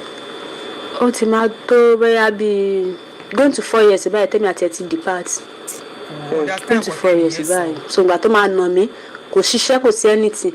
Èmi náà mo máa hustle lọ. Nígbà tẹ́ wá ń sùn ìgbà tá wá ń sùn ilé rẹ̀ mo máa hustle mo máa forí já igbó káàkiri. Kí ló máa ń ṣe? What does he do in the house? Ó máa sùn tí ó bá sùn máa jáde ó máa lọ ṣe fàájì ó máa jáde lọ. Ìbá máa lọ ṣiṣẹ́ tèmi so that àwọn mi fẹ́ ká ọmọ mi fẹ́ kí ìyá jẹ́ ọmọ mi ìyá tó jẹ́ mi fẹ́ ká ọmọ mi kọ́ jẹ́ ìyá so máa forí lagbó ṣe gbé ẹ lọ mi ò dẹ̀ disturb ẹ̀ pé kó má ṣe fàájì rẹ̀ mi ò disturb ẹ̀ rárá pọ̀lì náà yẹn mi ò lè jẹ́ kọ́kùnrin kan pa mí fún àwọn ọmọ mi so n ta fi di party ni ó dẹ̀ máa monitor mi tí mo bá lọ síbi iṣẹ́ tí mo ní photo shoot ok ó lè dálẹ́ kí n tó dé òru kí n tó wọlé so mama ní èmi ti lọ bọ́kùnrin àwọn ọkùnrin tí ń bá ẹ sùn àwọn ọkùnrin tí ń ṣe gbá àwọn ọkùnrin tí ń sọ àwọn ní kí n má lọ síbi iṣẹ́ ni ó kú wà nígbà tí manager mi. So she was telling that once they started living together the man was not working she was the one hustling and making the money and each time she has to go out the man is always kind of jealous that out you've gone to meet a man this and that and the man will give her a beating of her life. She said in all of this she was not telling anybody anything. And not only that, she was not telling anybody anything, and they continue to live together as husband and wife. Na love. Pé mo ní photo sùn ṣé kí n má lọ kémi náà máa sùn kálí bí wọn náà ṣe ń sùn sílé kébi máa pa ọmọ kébi dẹ̀ máa pa gbogbo wa sínú ilé. Wọ́n máa ní irọ́ ni òun kọ́kùnrin òun ṣe kíní kan ọkùnrin kíni ṣọkùnrin ló wà nínú orí mi láti máa kó ni kíni mò ń wá káàkiri. So gbogbo máa monitor life ayé mi máa ṣe gbẹ báyìí mi ò fi tó kí kálukú máa lọ ní ìlú ẹ̀ tó tẹ̀sí pé máa bú àwọn parents mi máa lé mi ọmọ òṣì ìyá òṣì ọmọ òṣì máa bú mi máa rán mi sílé máa bú ìyá mi tí máa tún sọ fún màmá sí mi ní mi ò fẹ́ lọ́kọ náà mi ò fẹ́ lọ́kọ kódà kó gbé àwọn síta kó máa na àwọn ìwọ ló fà á ìkọ́ gbó wọn sọ fún ìgbà yẹn ò gbọ́ nígbà yẹn. So Olajumoke, at what point did everything go down? Like, at what point did you just lose it? Because you are no longer the celebrity we knew in 2016, 2017, 2018. Yes. You are no longer the same person. So, time wo kilo ṣẹlẹ̀ gangan. Àti time tí èmi àtọkọ mi ti depart yẹn. So gbà yẹn ní gbogbo ẹ ti ń lọ sílẹ̀ díẹ̀díẹ̀ bí kò bọ orúkọ mi jẹ́ nígbà yẹn gan tó yẹ pé gbà àwọn tó help mi gbà yẹn gan tó sọ̀rọ̀ against wọn ní gbogbo gbà yẹn so at the time yẹn ní gbogbo ẹ ti ń lọ sílẹ̀ díẹ̀díẹ̀ yọwọ́ pé àwọn ilé bóyá àwọn ilé ò fẹ́ mú oore ni o gbà àwọn tó assist mi tó di pé sọ̀rọ̀ sí wọn so gbogbo yẹn ní gbogbo yẹn ti ń lọ díẹ̀díẹ̀. Wow. So where are you now? Where do you currently stay? Where do you stay now? In Simbayi to because house rent tí ọkọ Jumoke tó san ní Surulere yẹn ti expire so mo wà ní Mòwe ni mo ń gbé nsìn báyìí. Bẹ́ẹ̀ ni Mòwe yẹn ó dẹ̀ jìnnà because tójò bá ń rọ̀ gan báyìí tí máa fẹ́ jáde mi ò ní lè jáde. Màá ní láti wà nínú ilé àga particular place ibi tí mò ń gbé yẹn. Ibẹ̀ nígbà tójò bá ti rọ̀ báyìí gọ́tà yẹn gbẹ máa fún tẹ́pẹ́ gbẹ máa kún kò sẹ́ni tó máa lè jáde níbẹ̀ níjẹ́ tójò bá ti lè rọ̀ báyìí àwọn ọmọ gò ní lè lọ sí school tójò bá ti lè rọ̀ báyìí lọ́dọ̀ wa ń bẹ̀ ni. Talking about school to mention yìí ṣé ìgbà tí everything tó wà rosy that time that you were hot did anybody talk to you about you furthering your education? Good question. So Uncle Jumoke tó ń gbà yẹn bá mi san owó nígbà yẹn láti máa bẹ̀yẹn ní wà ní Lẹ́kì. We are adult school. Yes ní Lẹ́kì ló wà. Mo máa ń lọ síbẹ̀ ní gbogbo ìgbà yẹn bọ̀ǹgbà tí ò sí agbára àti máa lọ owó transport tó gbà yẹn mo wá stop rẹ̀. Láti Surulere lọ sí Lẹ́kì. Lọ sí Lẹ́kì, yes.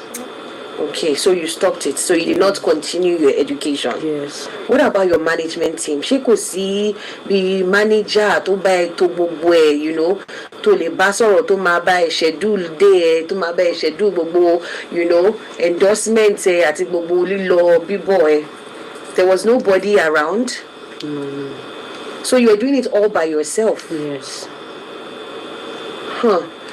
Did you ever mention all these things that you were going through, this abuse, to T.Y. Bello or Azuka? You said it to Femi. She said she didn't. You didn't tell anybody? What about your children? Did they ever have any form of benefits, sponsorship? Did anybody help them, or do you have any assistance regarding your children? And yes, so anytime in 2016, àwọn tó ń sponsor school IBTC Stanbic so àwọn ni wọ́n san school fees wọn nígbà tí wọ́n sponsorship nígbà internal system yẹn so àwọn ni wọ́n san wọ́n dẹ̀ ń sanwó yẹn náà till now so till 2024 they are still paying that internal system tí wọ́n ti sanwó school fees wọn wọ́n dẹ̀ ń san náà báyìí.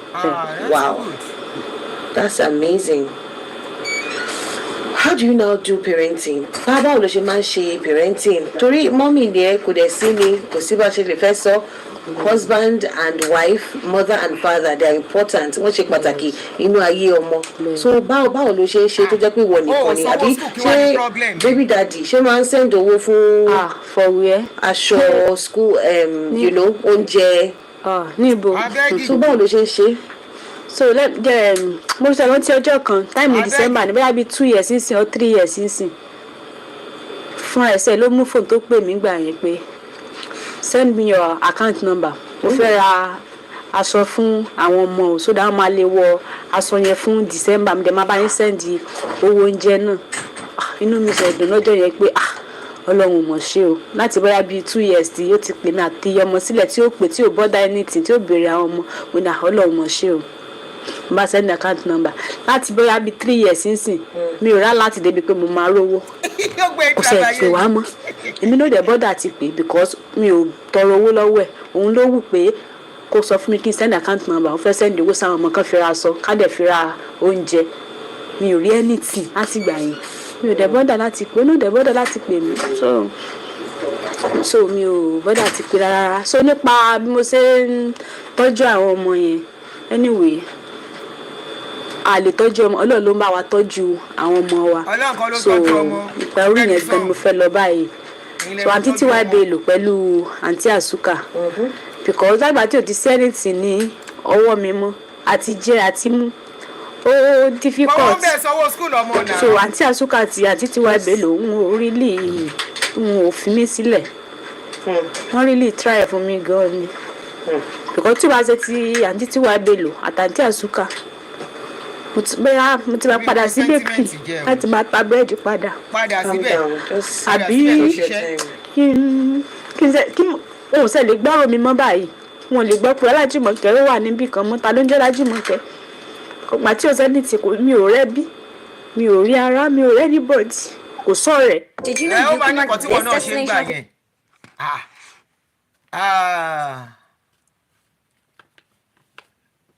You said she was not. She was motivated. You heard when she said somebody paid for adult school for her, but she could not continue because of transportation. What I am seeing in this story, apart from the mistake she made with her husband I am seeing somebody who is feeling entitled. I'm sorry, that is what I'm seeing. You can see something else. Listening to her very well now, I am seeing somebody who feels everything has to be done for her. They've taken up the school fees of your children. What else do you want? Let the advert finish, then we'll continue. Nonsense.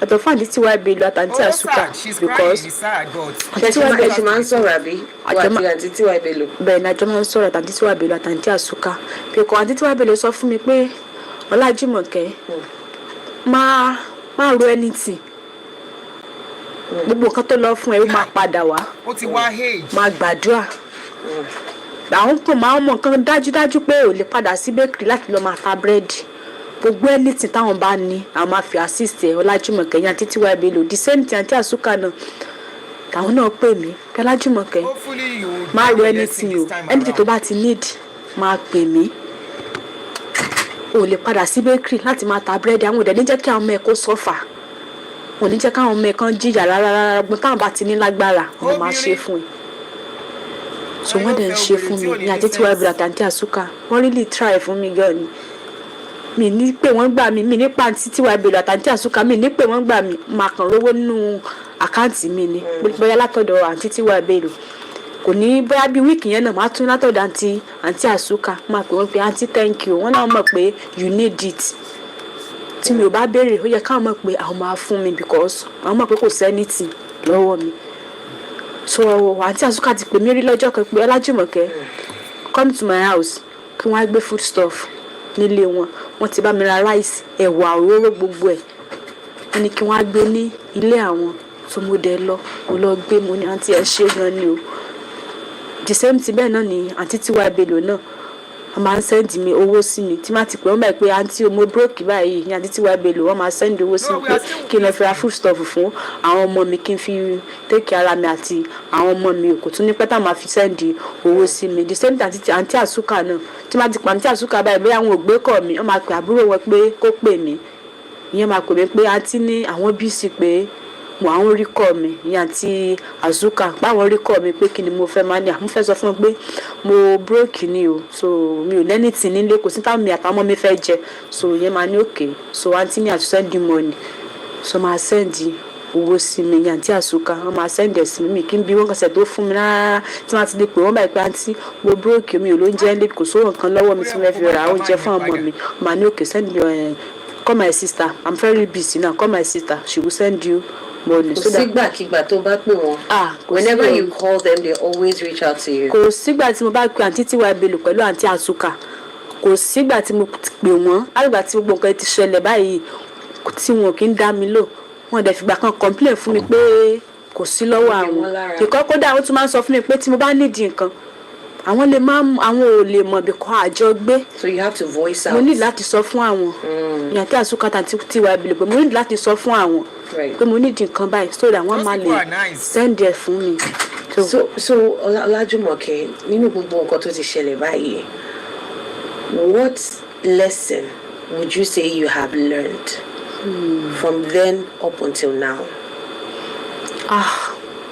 Ẹ̀kọ́ gidi mo kọ́ ẹ̀kọ́ gidi o because take your time. Mo kọ́ ẹ̀kọ́ gidi because nígbà yẹn pé mi ò kúrò lọ́dọ̀ àǹtí Àsúkà ṣe mọ̀ pé ní táìmù kan mo ti fìgbà yẹn kúrò lọ́dọ̀ àǹtí Àsúkà tí mo ní mọ́níjà mi yẹn Victoria ní orúkọ ẹ̀. Okay. Because pé mi ò kúrò lọ́dọ̀ àǹtí Àsúkà ní gbogbo ìgbà yẹn life mi ò lè rí bí eléyìí. Kí ló dé tó okay if you did not leave àǹtí Àsúkà to go and look for another manager. Hello there, look for another manager. Fúnra mi náà ni mo rí manager yẹn. Fúnra mi ni mo rí because aunty travel nígbà yẹn àǹtí Àsúkà. Okay. Wọ́n travel so àwọn ni wọ́n connect mi mọ́ lady yẹn. Okay. Lady yẹn ó fẹ́ kí n wá host event fún ní Lekki. Yeah, Victoria. So àǹtí Àsúkà wá travel pé àwọn travel out ń gbà yẹn so lèmi àti lady yẹn wá jọ connect pọ̀. Pé mo lè máa wáṣẹ́ fún ẹ o I can be your manager so mo máa wáṣẹ́ fún mi in fact mo máa wá iṣẹ́ bóyá bí 1 million fún mi 500,000 fún mi nìkan so ó sá kọ́rọ̀ sí mi ní orí ní ìgbà yẹn so ó ní mo fi wà pẹ̀lú Victoria yẹn So tí mo fi kúrò ní ọ̀dọ̀ àǹtí Azuka tí mo fi lọ sí ọ̀dọ̀ Victoria pé kó máa manage mi. So how was the relationship with you and Victoria? Báwo ni báwo ló ṣe lọ? Kò lọ dáadáa rárá kò lọ dáadáa rárá in fact mo kàn regret pé tí mo kúrò ọ̀dọ̀ àǹtí Azuka lọ sí ọwọ́ another person because ọgbà tí àǹtí Azuka fi ń gbà pẹ̀lú mi yẹn gbogbo iṣẹ́ tí wọ́n wá fún mi gbà yẹn wọn kì í gbowó rárá wọ́n kàn máa wá iṣẹ́ yẹn fún mi wọ́n á ní Jumoke send your account number to them àwọn ènìyàn máa sanwó sínú àkáǹtì mi direct mi. Ó ní photoshoot kan tí mo wá ṣe nínú Ìkẹjà ní. Okay, at a point, let me just quickly recap. She said, Azuka, you had her keep mentioning Azuka, Auntie Azuka. That was the person that was managing her. She said when that one gets her a job, she doesn't collect commission. She would just pay all the money into her account. Then Azuka had to travel and handed over to another manager to be managing her.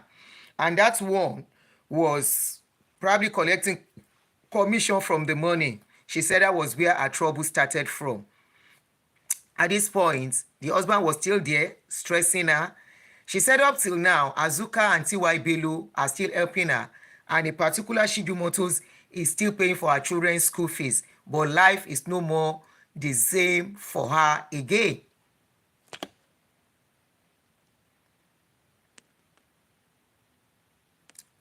But my question is, all the money Azuka was paying, what did she use the money for? At least Azuka was helping her to do some job. She said the money goes straight into her account and she doesn't collect any commission.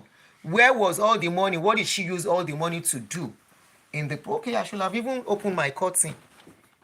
In the process. Let's continue.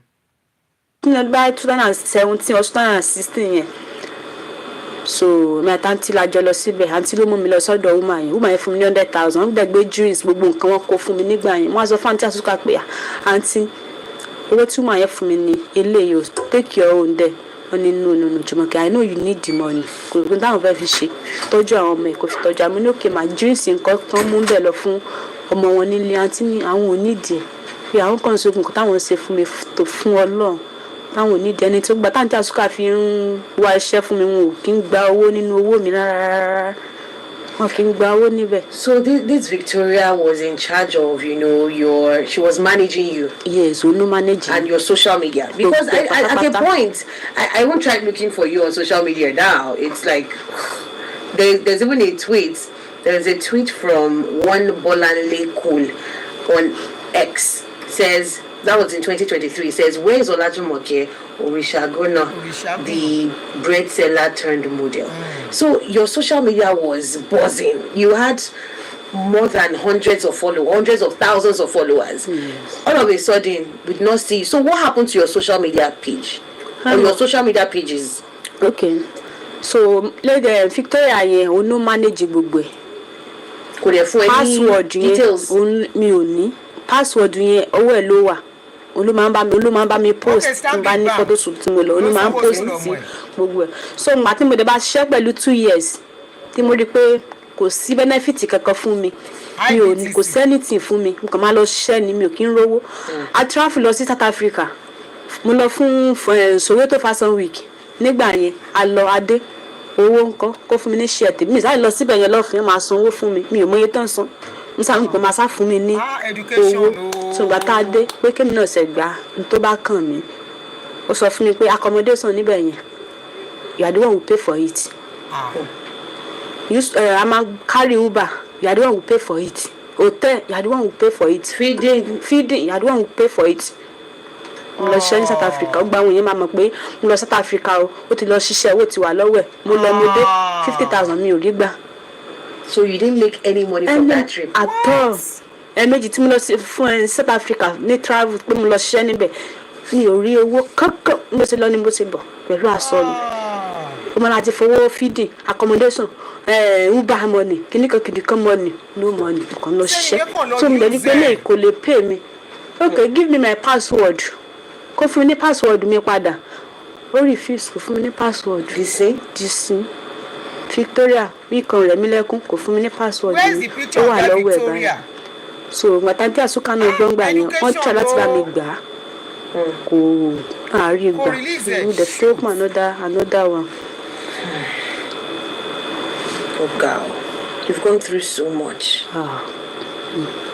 So Thank you. what exactly are you doing guys are now? distracting me, sending me And message funny on show. thing is, I really sympathize with you, and I'm so sorry you had to go through all of that bad management, and just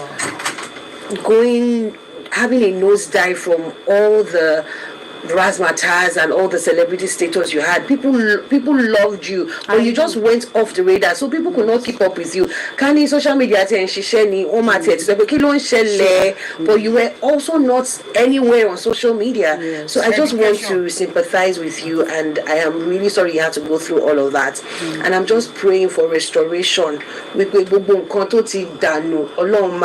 Kò lè padà wá sílé fún ẹ wípé àwọn èèyàn tó máa dẹ̀ ràn ẹ́ lọ́wọ́, those that would help you genuinely, àwọn tó máa genuinely help ẹ tí wọ́n ní fẹ́ rá ẹ jẹ àbí tí wọ́n ní fẹ́ tí wọ́n ní fẹ́ já ẹ lólè, àwọn ló máa wá sínú ayé ẹ. Because now if people want to help you, táwọn èèyàn bá tiẹ̀ fẹ́ ràn ẹ́ lọ́wọ́, kí ló lè ṣe? Kò sí nǹkan tí mi ò lè ṣe. Kí ló lè ṣe báyìí tí pé okay o àti ẹ fẹ́ invest nínú Ọlájúmọ̀kẹ́, kí ló lè ṣe? Kò sí nǹkan tí mi ò lè ṣe tó bá ti jẹ́ ní iṣẹ́, kò sí nǹkan tí mi ò lè ṣe, kò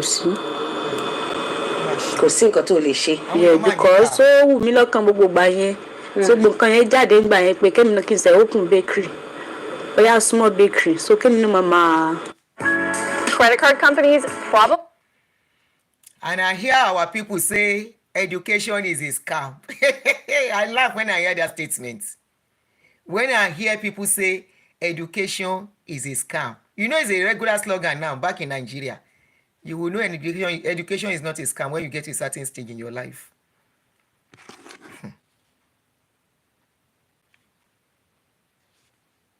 I'm waiting for the adverts to go.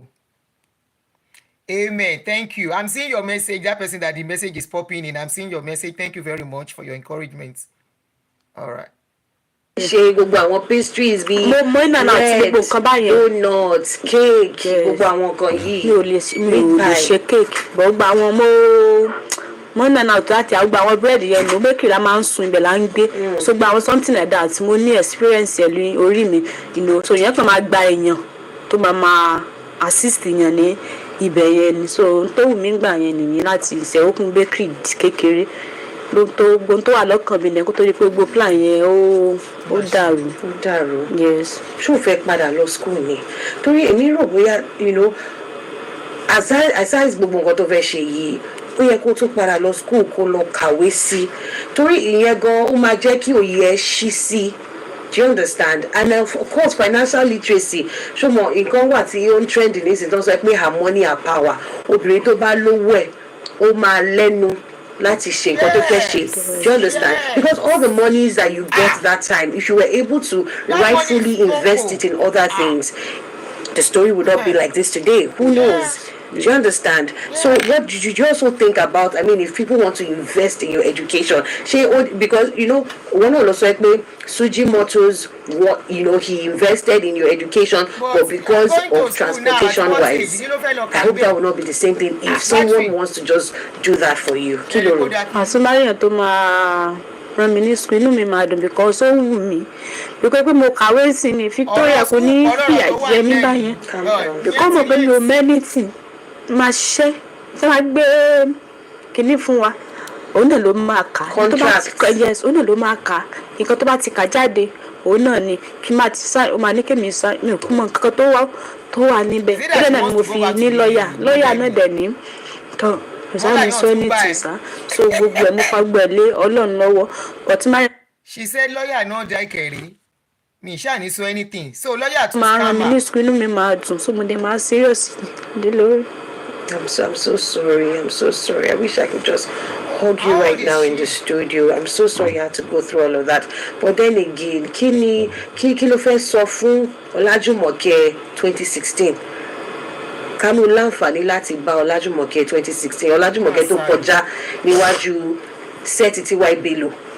If you could go back in time, you know, what would you tell Ọlájùmọ̀kẹ́ 2016-2017? Wow. Tí mo bá padà sí industry padà, so because mo ti kọ́ ẹ̀kọ́ gidi gan ni pé life opportunity comes but once. Right. So external opportunity máa wá fún yẹn, but mo máa tún rí opportunity lẹ́lẹ́kejì mo máa lò dáadáa, so mo máa lò gidi gan ni. So industry yẹn ó wù mí láti padà sí industry, ó wù mí gidi gan ni because tí má tún nǹkan tún gbogbo àwọn pics mi tí mo ti yà tẹ́lẹ̀ báyìí ó máa ń jẹ́ tó máa ń pa mí lẹ́kún. Lady kan ṣe wà ní inú ilé ọ̀dọ̀ mi because lẹ́nu ọjọ́ mẹ́ta yìí ó ló máa rí mi ní TikTok, fáwọn èèyàn post mi sí TikTok pé where's Ọlájùmọ̀kẹ́ àwọn èèyàn kàn ń béèrè nípa mi pé because kò dá mi mọ̀ tẹ́lẹ̀. So ló wá bá mi pé are you the one? Wọ́n sọ fún pé yes. Ó ní ṣé mi ni Ọlájùmọ̀kẹ́ mo ní bẹ́ẹ̀dì yẹn?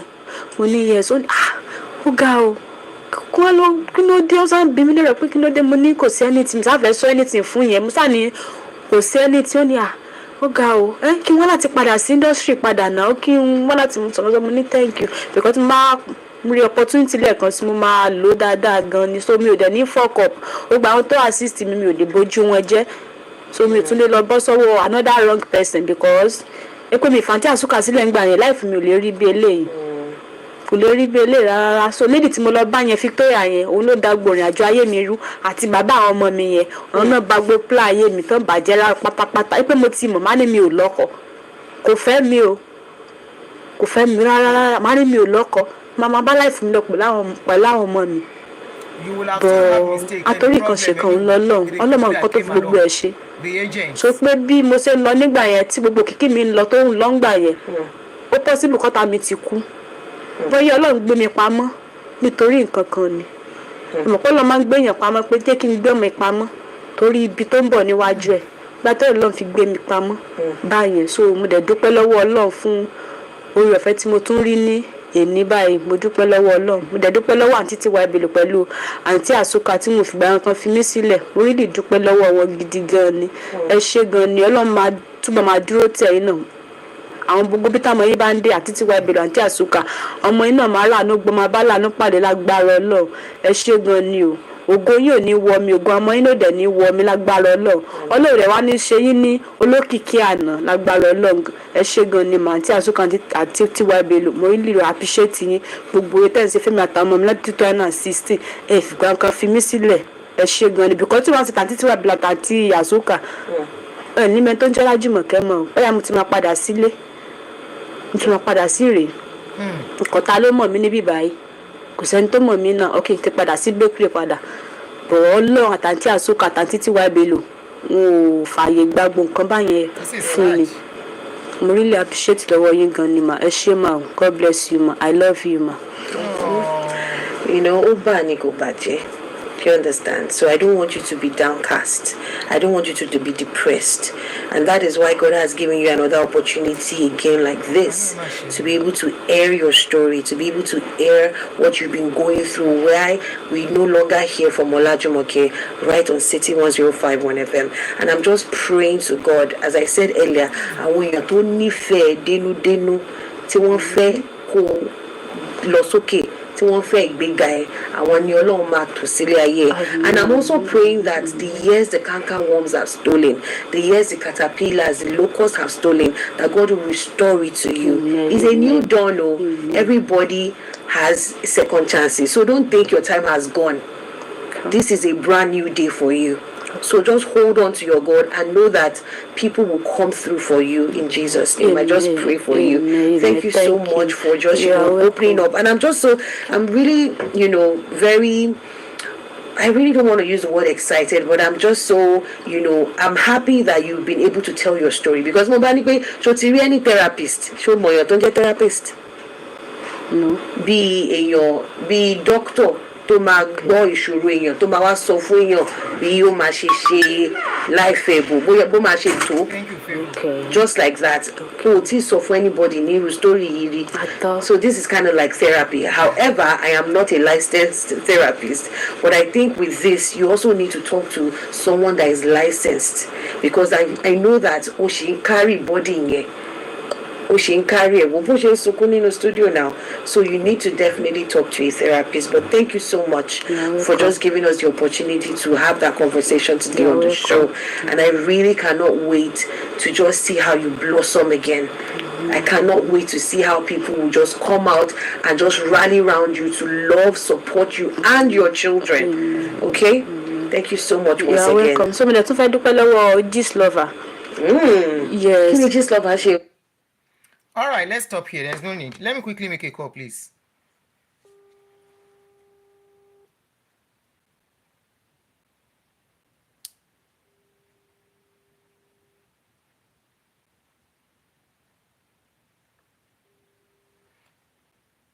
Yeah, I've seen your message. Don't worry.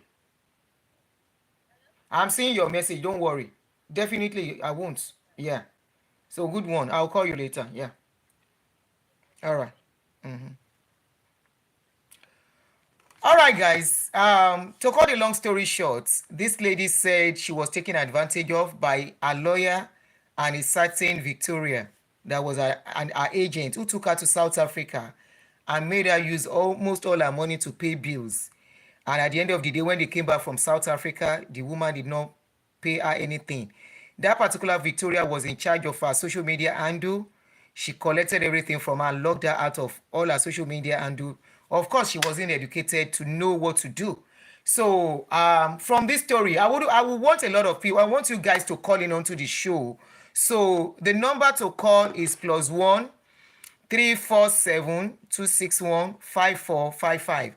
Our first mistake in this story was taking that man back.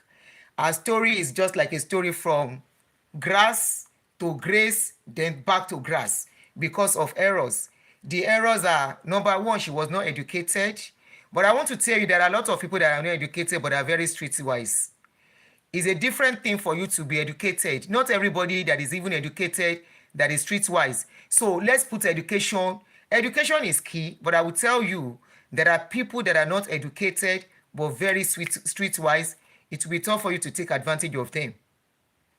I know a lot of people that they are not that educated, but streetwise. So if you are educated, you still have to be streetwise. You have to be smart. You have to be on top of the game. You have to be ahead. So it's not about being educated alone. Many people have been educated and they take advantage of them, and they will carry them and put them up and throw them down.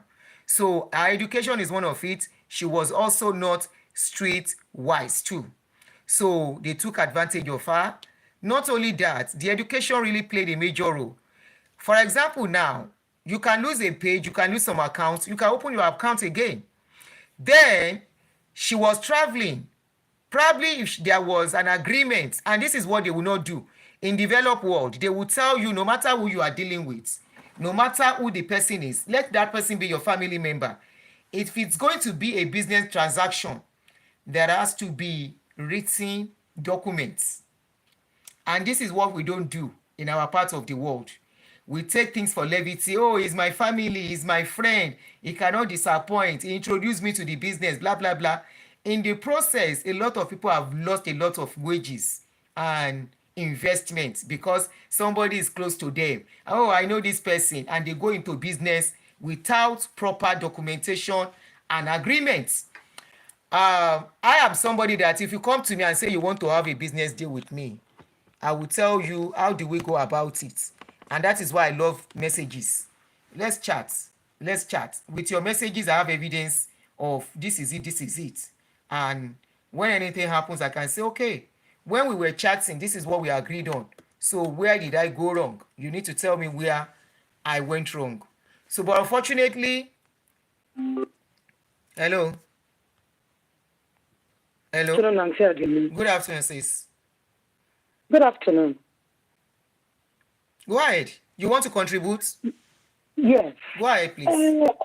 Yes. God bless you for this show. I'm one of the people that had followed that young lady, Jumoke, when she rose into limelight. And we were among those who were even wondering what had happened to her. She also said it. She said, opportunity comes but once. Sometimes when God brings opportunity in one's way, if it is not handled properly, it might be very difficult to get that kind of opportunity back, because there are so many people in that category looking for help. But God singled her out to give her that opportunity. But that is why she has another opportunity by the virtue of that interview and what you are also doing now. Because the interview she did, I didn't even watch it. I am now watching it on your own show. So, Ọlọ́run fẹ́ kí ìrànlọ́wọ́ ó ṣò pé ọmọ dáadáa lọmọ yẹn lóòótọ́. It's just that her stupidity. Hello? I said she must have been a girl with a good heart. Yes. And that was why she took that man back. And she had good parents. Maybe the mother or something. Somebody somewhere has done something good. And that is why today, because a lot of people are calling but Ọlọ́run tún ṣìwé ìrántí kan òun la tún ṣe ń sọ̀rọ̀ ẹ̀ báyìí. For your audience. And maybe because she's naive, her lack of education. And I won't even say a lack of education, because ẹlòmíì ò kàwé ó kọ́gbọ́n orí. Àwọn èèyàn wà ní ọjà tó kàwé ṣùgbọ́n wọ́n smart. But Sherry, a simplicity mo gbà fọ́lọ́run nígbà tán ní bàbá ọmọ mi nígbà tán ní kinní, because ibi tó ti ṣe mistake gọgọgọ ẹni tí ò fẹ́ níṣu lọ́kà tó ń lù ẹ́ tó ń fìyà jẹ tí ẹ hustle ni now. Even if she was married to the man, my darling sister, even if she's legally married to the man, a man that is beating you, that is a drunk, you have no business with that man. Ó wá sèkó òun hustle ibi tí ó ti ṣe mistake nìyẹn. Ọlọ́run má jẹ́ àṣàṣìṣe ní ayé káwọn ọmọ wa náà má ṣàṣìṣe. Ó lọ pe ọkùnrin yẹn padà bóyá ó ròyìn pé tó má tún rọ́kọ lẹ́gbẹ̀ẹ́ òun á fún òun ní more dignity. Because àwọn kan máa ń fi ìpè láì sọkọ èèyàn ò lè make it. God bless you. That is what some people think. God singled you out. Tó bá yẹ pé Ọlọ́run fẹ́ rọkọ ẹ lọ́wọ́ kọ́ ẹ ló yẹ kó, and do you know tó bá yẹ pé ọkọ ẹ ló ní limelight yẹn kò ní rántí ọmọ yìí. No, kò ní rántí. Kò ní pé. Now ó ló pé ọkùnrin yìí ẹ ń bèrè ẹni gbogbo owó tó make, gbogbo owó táwọn àzúkà fún níbo ló wà. Ó ti sọ ó ní jayéjayé lọkọ ó ló ní fàájì ni ó ló máa ń mu tí kò ṣiṣẹ́. Ẹ tó lè lu bó ti kó láyà jẹ. So gbogbo owó tó ń gbàgbà yẹn definitely gbogbo yẹn ló máa gbà. Using it to drink and carry women. Useless man. Now, to come to now, to this present day now, what a lot of people don't know is, ṣẹ́rí nǹkan tó bá gbẹ̀yàn sókè èyàn ò gbọ́dọ̀ fi sílẹ̀. Ẹ sọ kò lè pé ní kó padà lọ máa ta búrẹ́dì yẹn. A lot of people might think you are harsh in your opinion, but I don't think so. Ó ní àwọn àti àzúkà sọ pé láéláé ò ní padà sí the bread. That is a wrong assumption. Nǹkan tó mọ ilé handle nìyẹn. Gbogbo school tó ní kó lọ yẹn, gbogbo lẹ́kí tó ń gbé lọ yẹn, she cannot comprehend it. She can be a distributor for a bakery, large bakery, and she will be making a lot of money. Tó wà yẹn, ibi tí that is her place of humble beginning. Sùúrùlérè tó gbé lọ yẹn, it was too much for her kó lè sustain ẹ̀. Iṣẹ́ wo ló fẹ́ ṣe tó máa san rent Sùúrùlérè? So a lot of people don't know what they call a place of humble beginning. Tí yóò bá bẹ̀rẹ̀ nǹkan, ìyóò máa lọ ṣísẹ̀ntẹ̀lé. Tó bá kò gbé yọ fìyà tó gbé lọ sókè, ẹni yẹn máa jábọ̀ because kò lè sustain òkè tẹ́ gbé sí yẹn. That's why she couldn't sustain that fame and wealth.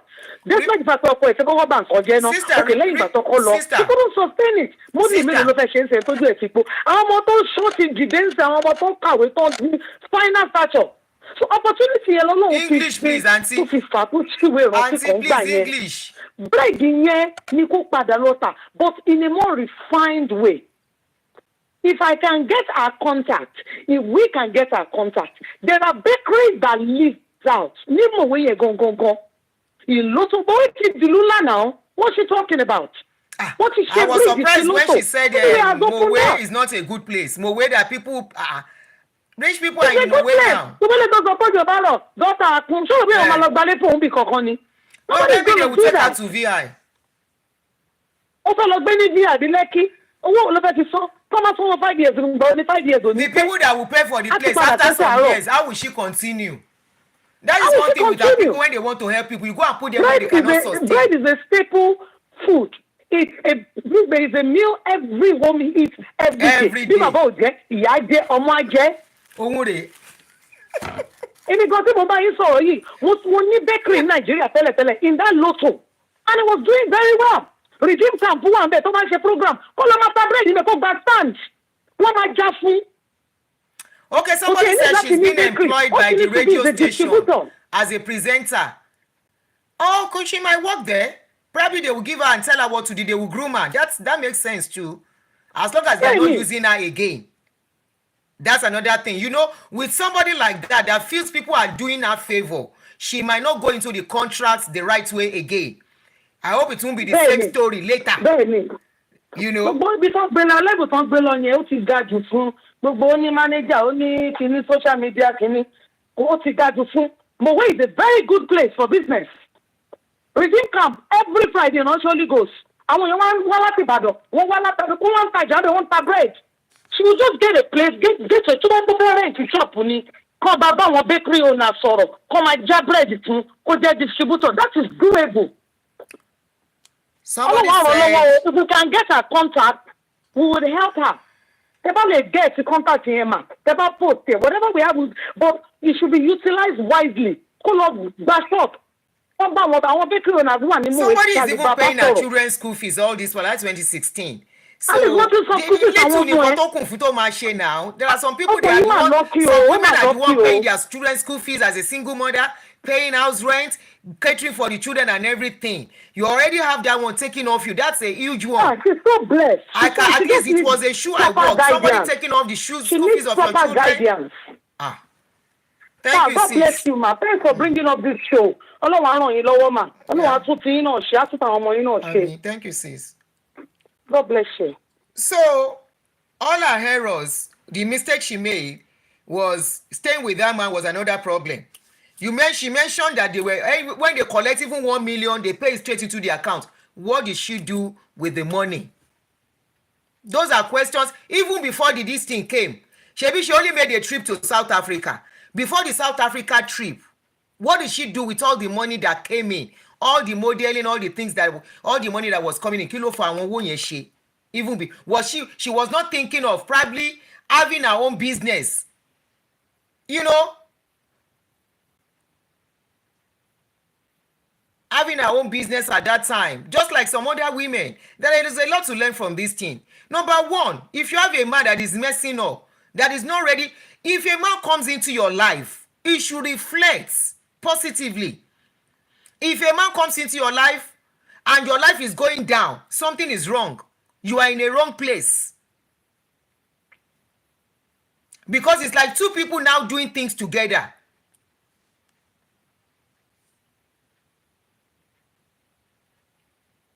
Two people doing things together, so it should get better, not worse. Hello? Olùkọ́. Hello, olùkọ́. Hello. Hello. Hello, God. You are on. Ṣé máa bá wa sọ English? Iṣẹ́ tí ní nǹkan tó ṣẹlẹ̀ ẹ máa pè yàn ẹ máa tún gbọ́yàn mo ti ń ṣe ẹ̀ló látẹ̀ nǹkan. When you call me, you don't turn off the other phone. No matter how close you are to me, I will turn it off. I've always said this. When you want to call me, turn off the other phone. When we finish, go and listen to your voice. Okay? So the number to call is +1 347 261 5455.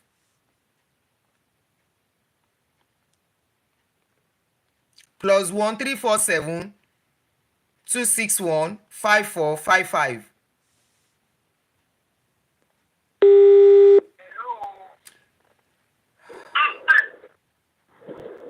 Pa kìíní yẹn the other phone.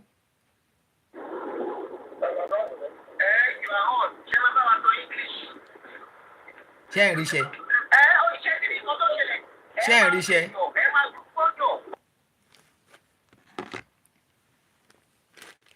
Somebody said she and her so-called husband mismanage all the money. Yes. Nǹkan tó ṣẹlẹ̀ gangan nìyẹn.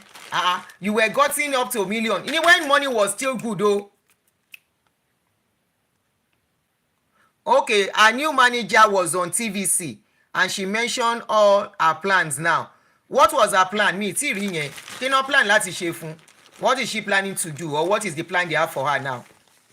They want to make her a radio station, a radio presenter. Ìyẹn ò lè, she has the voice. She can be a radio presenter. There is all for her to practice, like acting. Presenting is more like acting. They give you the script to read, what to do. That's my question too, Favour. That all the money she made, even before Victoria, what did she use the money for? Ìwọ tó ti lè ní akíkanjú tó ń kiri bread to train your children. You have an opportunity whereby your house rent is being paid for. You are not paying house rent. They are training your child through school and they are still paying. You are still getting money from all that. What did she do with the money before this problem came? May we never fall from grace to grass. She said it herself. The opportunity comes but once. And this is an eye-opener for ladies. Ladies that sit in abusive marriages. Abusive marriages. Putting yourself, dragging nonsense because you want to stay married. Hello? Ma. You are on. Yes, good morning. Good afternoon. Anytime. Yes. All right. And God bless you for the program. Thank you, sir. Sherry and Tad, and that is why I followed you back to bad everywhere. The man was blunt, but the man was sincere. Thank you. Sherry Tabani Paro, Omo Jumoke, story is sad gone. Benny. Very. I like àwọn nǹkan tó mistake tó ṣe. Number one, education is not a scam. Education is a scam. Orí wọn burú Nàìjíríà ni mi mọ bí tọ́rọ̀ yẹn ti wá pé education is a scam. Gbogbo nǹkan ni scam ní Nàìjíríà. It's never a scam. It's never anywhere. I won't take too long.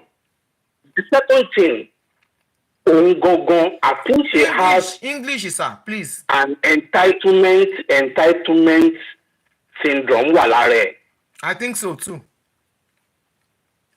Only entitlement. English. I think the entitlement syndrome is with her because where are all the money she made before?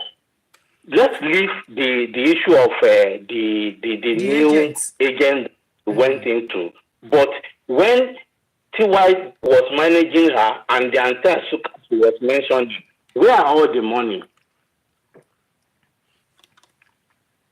Honestly, that husband, that baby, I think it was never, he was never a husband. That baby daddy that she went to bank. That was an error of a husband. That was the genesis error of a husband. Of our problem. Mm-hmm. That was the genesis of our problem. But what she can do now, like someone has suggested, she should try and start in a humble beginning because she could not sustain that fame that was given to him that time. She could not sustain it. So she needs to kind of like that bakery thing. So if she really wants to go back, I want to have help. They should raise some capital for her so she could do it in a bigger way, not talking the way she was talking before. I think that would be better for her.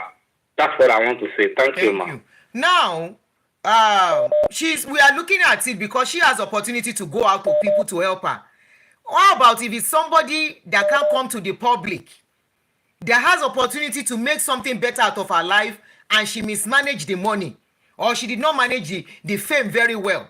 You know, there are times that we find ourselves in a situation whereby we were managing or life is somehow and suddenly we find somebody that will help us and they help us. Instead of making use of that help, we mismanage it. Then where will she start from? Who is she going to go back to? She has opportunity because she's a public person, right? And she wants to take advantage of being that public person to come to the public and seek for help again and everything. What of somebody, millions of people out there that are doing the same thing? They have opportunity, number one, to walk out of an abusive marriage, to walk out from a man or a woman that is not adding value, because this is not about a man alone. Value to their life. A man can marry a woman that will destroy his life too. If you are marrying somebody, a partner, either a man or a woman, they are to add to your life, not to decrease, not to make your life from grace and turn it down. You meet somebody, it's either you know, if you stay at that level or you move up. But if you marry somebody, instead of moving up, you are moving down. There is a problem. There is something going wrong somewhere. Thank you, my brother. Thank you, ma. We really appreciate you and we love you so much. Love you too, sir. Thank you, ma. If I miss your call, don't worry, I'll call you back.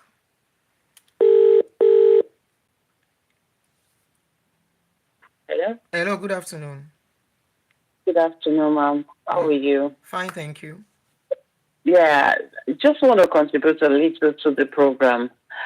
I think there's an adage in Yoruba land that says, "Owo tomode bakoko mu, akara lo ma fi n je." I think that's what happened to her. She fell into the wrong hands and she didn't have the knowledge of what it takes to be at the top. Like the other caller has said, she was thrown into limelight without any much of education. I'm not talking about education, meaning going to school. Some people actually, they have never been to the four walls of school, but they are, as like you said, they are streetwise. And that was majorly a problem, and her husband as well. So my issue, I just believe that she can still have another chance, honestly. She doesn't really have to go to mainstream school. She could just be, adult school. You know, somebody could just, pardon? I said adult school, probably somebody schooling her at home or something. Exactly, adult school. We have so many celebrities that did it, actually. We have like people called like Wasiu. I didn't think Wasiu went to a mainstream school. And if you hear him, you know, you can see that he can communicate very well. Yes. I believe he can read as well. Yes. Even King Sunny Ade too. I believe when King Sunny Ade started, he wasn't that as polished as he is now. So what I just believe is that she can still have another chance, honestly. And business, like, let me say I'm into business, and business has its ups and downs. Yeah. So many people, they start business today, and at the end of the day, they work out as they thought it will. And at the end of the day, they got themselves back. Like they said, it's not for a man to fall, but every time you fall, get yourself back up. What you are saying happened to me. Get yourself. Pardon? I said, what you just said happened to me. I went into a business that didn't work. When immediately I lost my husband, the first business I did it flopped. Yeah. I had to start again. Go ahead. That's the thing. I grew up in business. My parents were business people, but at the same time, things went sour for them, and they got themselves back up. So it's not the end of the road for her. It's just for her to learn a lesson and learn very hard from it, honestly. When she started, I was like, oh, there's so much around her, so much noise, whatever, oh, she come up, you know, she didn't have people that could actually tutor her. So for her to have gone through this, she'll still be thankful because she can learn through this problem she's gone through, and she will be better off from where she started from. That's just my own contribution. It happens to almost everybody. To everybody, you know, people just start this. Pardon? I say it happens, yeah.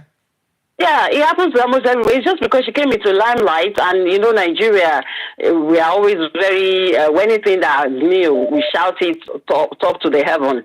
But you know, her coming up and people not hearing from her again, I think it's just that God still loves her, or whatever loves her, and she can still pick herself up. But the only thing is that when she picks herself up, she should be careful of men. Men will come around her. People that are not genuine will come around her. She should learn from her mistakes. I said people they will come around and take advantage of her vulnerability, that she doesn't know much. Exactly. Exactly, like that Victoria, that Victoria that came around her, didn't want to help her. It was just there to. She knows that she's not educated, and she was just there to do whatever. She wasn't. I just believe that it's just a learning curve for her. Honestly, she can just pick herself back. Whatever she has to do, she can do whatever she wants to do. I believe she's still young. I saw a video now she that can somebody still mentioned. I know people that in here. I mean, UK, people that they at the age of 50 something, they went back to school. They went to nursing, for nursing or whatever they wanted to do. So I believe that it's not too late for her. Whatever she wants to, she doesn't have to go to mainstream school if she doesn't want to. But if she wants to, there's still hope for everything. I believe if there's still life, there's still hope. You can still be whoever or whatever you want to be in life. That's just my own opinion. Thank you. Anyway. Thank you for calling back. I've been trying to call you. Yes, when Pastor Damina came, I called almost 50 times. We had a lot of calls. I know. I had so many questions to ask him, but then I think there's still an opportunities at one point in time. Thank you, ma'am. You are doing a very good job, and I pray that God will bless you. Thank you. God bless you. Have a good day. You too. Yeah, I think, honestly, this case is not about more of the education. It's more about the marriage and more about her not being able to manage things too because she was so in love. So somebody mentioned there was another video and I just saw it. A 4-minute video is not long. This is just some few days ago. Yeah, I think after that, once he múra fún bí náà. Kan ní ilẹ̀ mọ́ ó sáfún mi ní 200,000 fún ẹlẹ́kejì náà ta tún travel to South Africa náà ní the same thing ìgbà yẹn ló fún gbàtà dé gbà yẹn 50,000 mo gbàǹgbà tí mi ò mọ iye tí wọ́n fún mi tó bá dẹ̀ sọ fún mi pé accommodation feeding transport gbogbo èmi náà máa gbà pé kò sí problem gbọ̀ngbà tí wọ́n rí pé eléyìí kò help mi ó ń dá mi padà sẹ́yìn ni pé gbà mo fẹ́ ṣe gbé eléyìí dà mí pẹ̀lú ọmọ méjì pàtọ́dún mi àti ẹ pé 2 years ni mo sign pẹ̀lú ẹ ìgbà tó pé mo wá sọ fún pé mi ò ṣiṣẹ́ pẹ̀lú ẹ mọ́ kó fún mi ní Instagram password mi pé mi náà mi ò fẹ́ ṣiṣẹ́ pẹ̀lú ẹ mọ́ ó refuse láti fi sílẹ̀ fún mi àtìgbà yẹn kò fún mi tó mi dẹ̀ sọ fún àǹtí àsúkà mo ṣàlàyé gbẹ fún wọn pé àǹtí báyìí wọn á ní kí n má wọrí pé a máa gbà lọ́wọ́ ẹ̀ gbọ́ àǹtí àsúkà wọn try gbogbo best wọn láti gbà kò fún wa ní passport yẹn so mo ti fẹ́ gbà àwọn òbí ni pé ẹjọ́ nítorí Ọlọ́run gbogbo àwọn òbí ẹ jẹ́ ká. Thank you, Guns. Guns said, is Victoria that duper also a man too?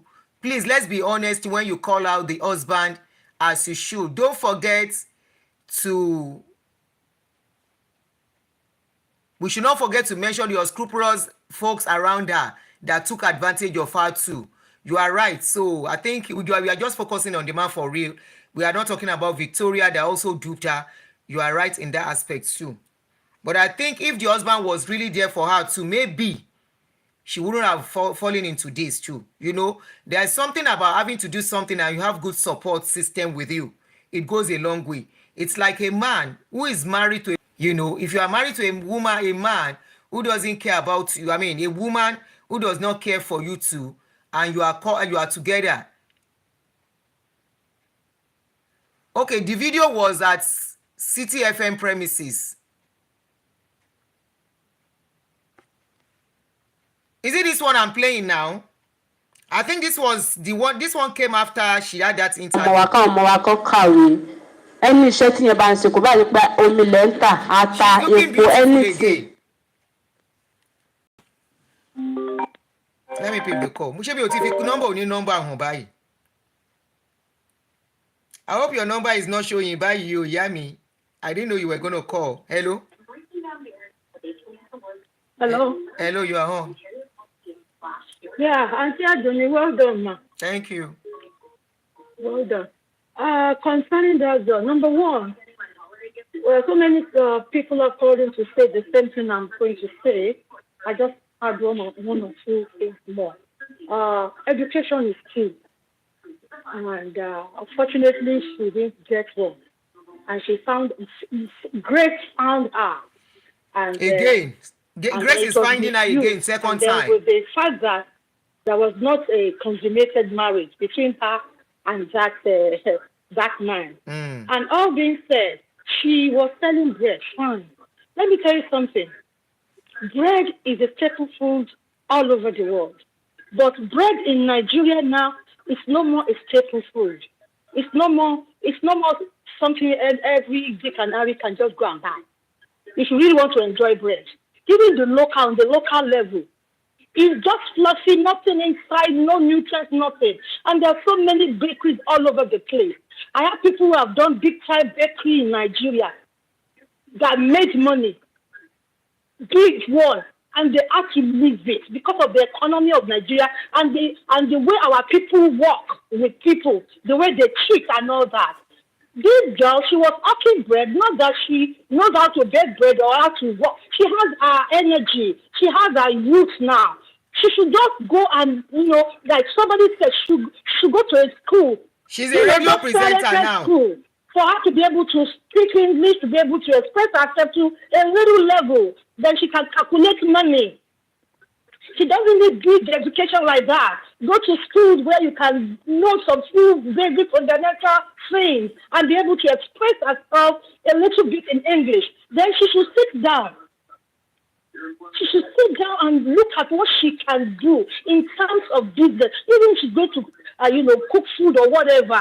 Not breastfeeding, not going to work or influence anybody. Like somebody on the program was saying, she tells they have bakery accessories and whatever, they are doing all that. She needs to do her own thing. Is it that selling food or doing any other business? What she needs is empowerment with some funds. But before she can be empowered to do any business of her own, let her get that little education on how to manage the funds, and then she can take it up from there. Going back to go and influence or let that she's a radio presenter now. 93.3 whatever FM. Maybe they want to give her something she can be doing there or whatever. But I believe with her youthful age and her energy now, she just needs to be schooled a little bit. And then she can calculate. She's been selling bread. She knows how to add 2 and 2 together. So she just needs something that she'll be doing as a business, no matter how petty it may be, to start off, getting a shop, selling something, doing something. She can keep going to all this influencing thing alongside with it. But the basic thing is, let her go for that school first, face her children with some little money, some people helping her with that. Then she can think of what to do. Having her own not private going business. to influence, be an influencer anywhere anymore. That time, God used that time to bring her to the limelight for people to know her. And with that compassion and empathy people are feeling for her now, though she misused the chance, but she's having a second chance. But with that limelight she has gained through the first time, people will still help her to empower her. So that's what people that are around her now should focus on. How she can be schooled a little bit and then what she can do in terms of trading and all that. And then letting her children go to school. That's the way we can help her. And along the line, God can bless her with another man that has money, that has sense, that can, compliment her. I think that's what I will, say concerning her. And the Lord that is giving her second chance will bring people that will help her. And she should be okay by God's grace. Thank you. Thank you, Auntie Adini. She's You are looking tantalizing this morning. Thank you. Okay, bye for now. You're welcome. Thank you, sis. She's really, really lucky. So it's like some people have. She's now going to be a radio presenter. I saw it on TVC. A lot of mistakes, but really repeat because she's lucky, this girl is lucky.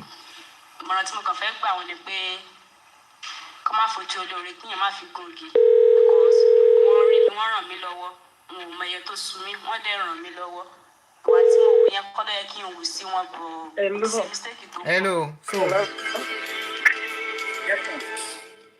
Hello, ma. Hello, good. Go on. Yeah. This is going to be our last call. I'm sorry. Good afternoon. I'm trying to contribute to the program. Go ahead. You are on already. Yes, ma'am. Yeah, I'm so happy, and I really, really appreciate you for bringing Jumoke back to life. No, I'm not the one that brought her back to life. I just saw her story and we are restreaming. Excuse me? I said I didn't bring her back. We saw her show and we are restreaming at least through you, many of us will see her and then at least.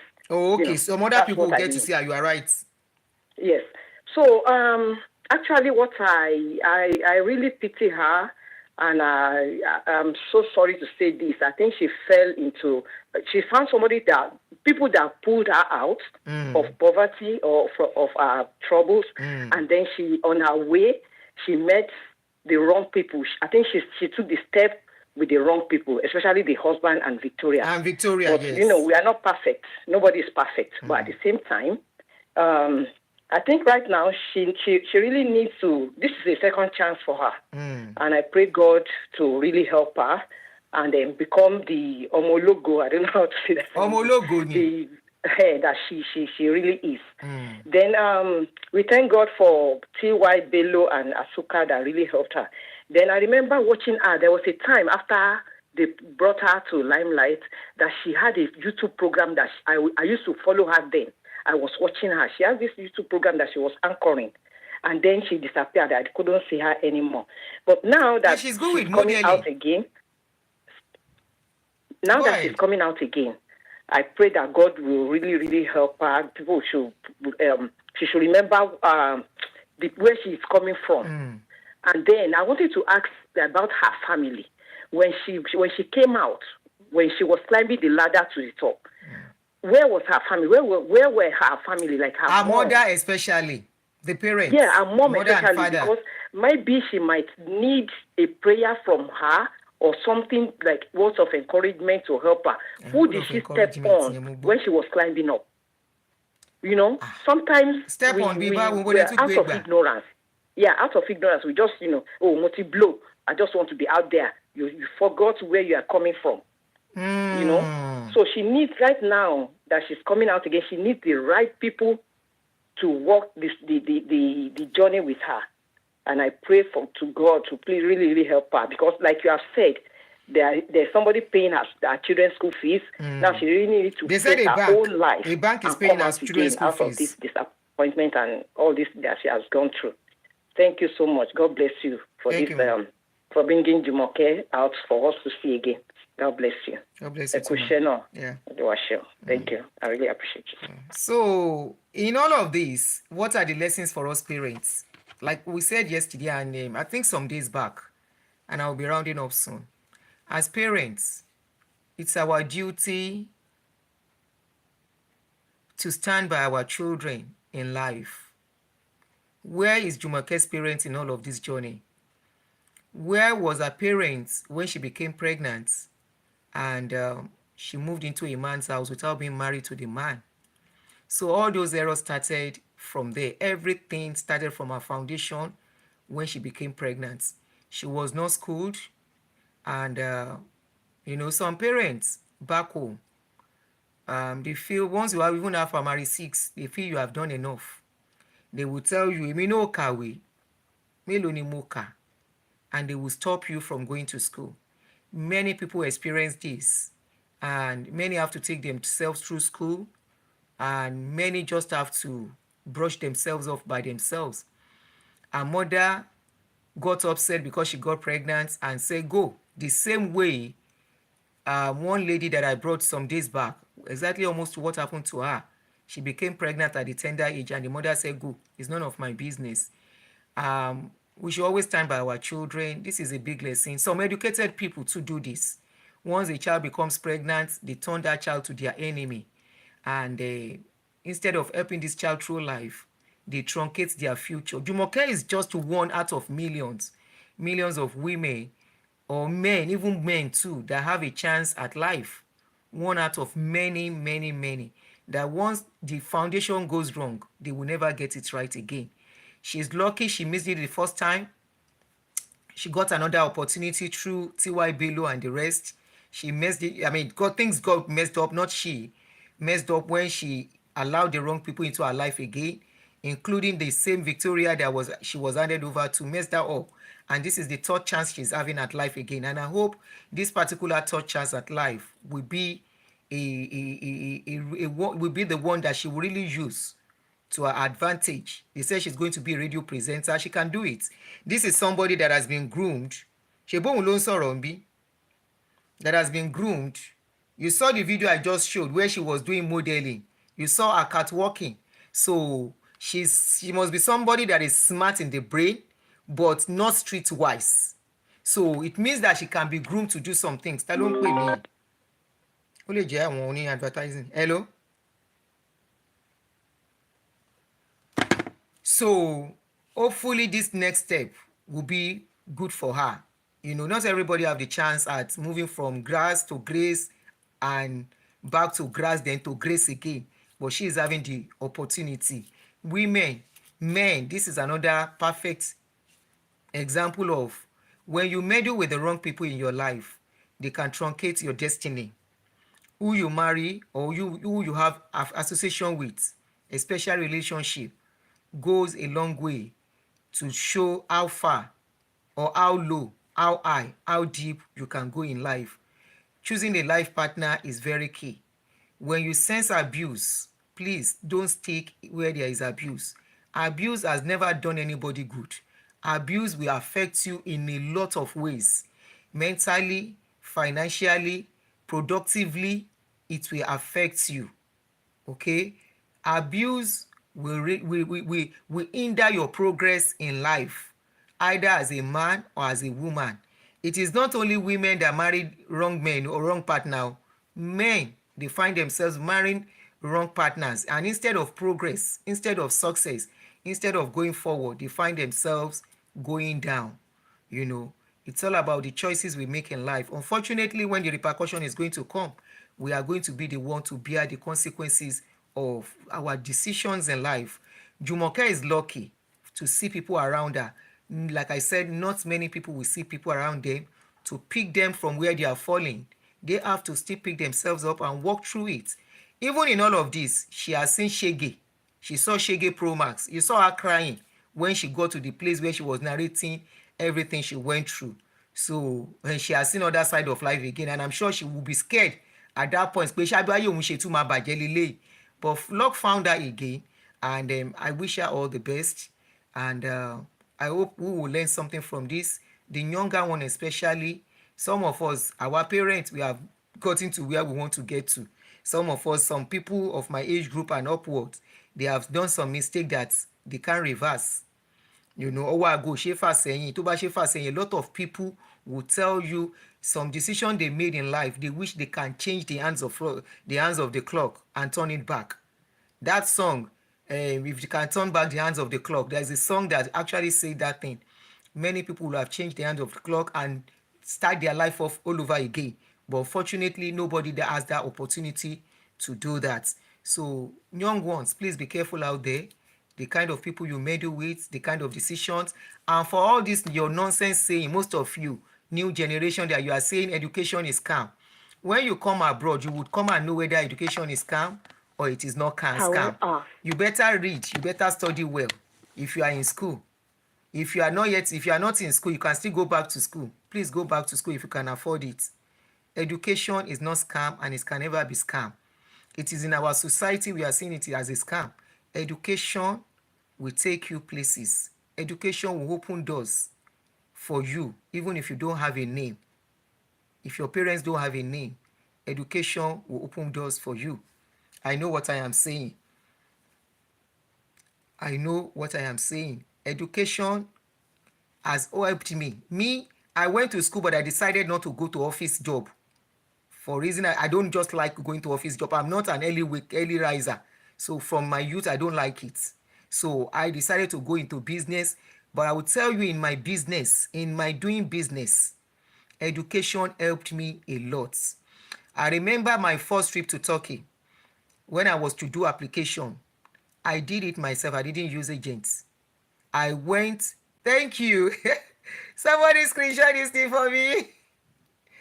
I went to computer business center. Then I didn't even have any knowledge about using computer. Our generation were not taught how to use computer.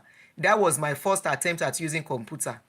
I sat at that computer, and it was not even the era where you can Google something that will give you step by step of how to do something. I sat by that computer myself because the information I have to put is not information I want to share with somebody else. So I had to sit by that computer, play around, following every step till I finish the application. Education is never scam and can never be scam. Go and ask people who told you, who think education is a scam. Go and ask people who never have opportunity to go to school. They will tell you if there is anything they regret in life, is because they were not schooled to go through education. Don't follow people that say education is a scam. I saw a lady that was saying she read chemistry and she's now doing cassava, and she said education is a scam. And some people are saying, yes, we tell you say education. I say, look at these young people. Who is telling you guys education is a scam? It is still that chemistry that you did in school that still help you a little bit in what you are doing. It will help you in your accounting. It will help you in how you will handle your business. You cannot handle business. Let's say you don't even want to do office work. You cannot do business like somebody that did not go to school. It's always different. It's always very, very different. Don't look at the way Agbero are making money in Nigeria of today, and that is giving you that the mouth to say education is a scam because one Agbero, one politician is using one Agbero and giving them money, and those Agbero are shining. And how many Agbero has the opportunity MC Oluomo has? Before MC Oluomo reached where he is without his education, go and ask him the kind of job he has done. If that is the kind of life you want to choose for yourself, and somebody will tell you education is a scam, and you too, you will follow it and say education. As long as you can still read, your brain is still working. We have people who go back to school at 60 years, and they will say it's not as if they want to work with it, they just want to have that knowledge, just to keep their brain alive. Education, any knowledge you gather can never be wasted. There will be a time it will be useful for you. Speaking English, the little ones, some people that went through primary school and probably stop at middle school, the little English they learn is what they are using to work in America today. Those are basic education. It is what they are using today. All these ones that people want to do application of Canada, and they will go and be paying some people millions of naira to do application for them. The same application you are paying millions for, some people are doing it by themselves online. They are doing it. And I love this country for one thing, this America. It is called a country of do it yourself. You are not learned. Because there are times you want to print something. You go to the FedEx, abi not print, abi Staples. You have to do it yourself. Everybody is busy, or you will wait until they finish. Something you will have done under 5 minutes, 20 minutes, you are still wasting. You are still waiting for it to be your turn. You will be wasting time.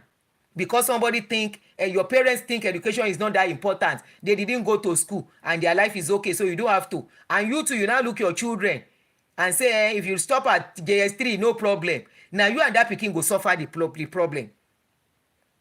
If you have opportunity to train your children through school, and you say, mélòó ni mo kà, èyí tó wọ̀ náà kà tó, and that child is not a child that can pick themselves up, like some people, you will be surprised, and some people don't even have more than OND, but the way they talk, you will be shocked.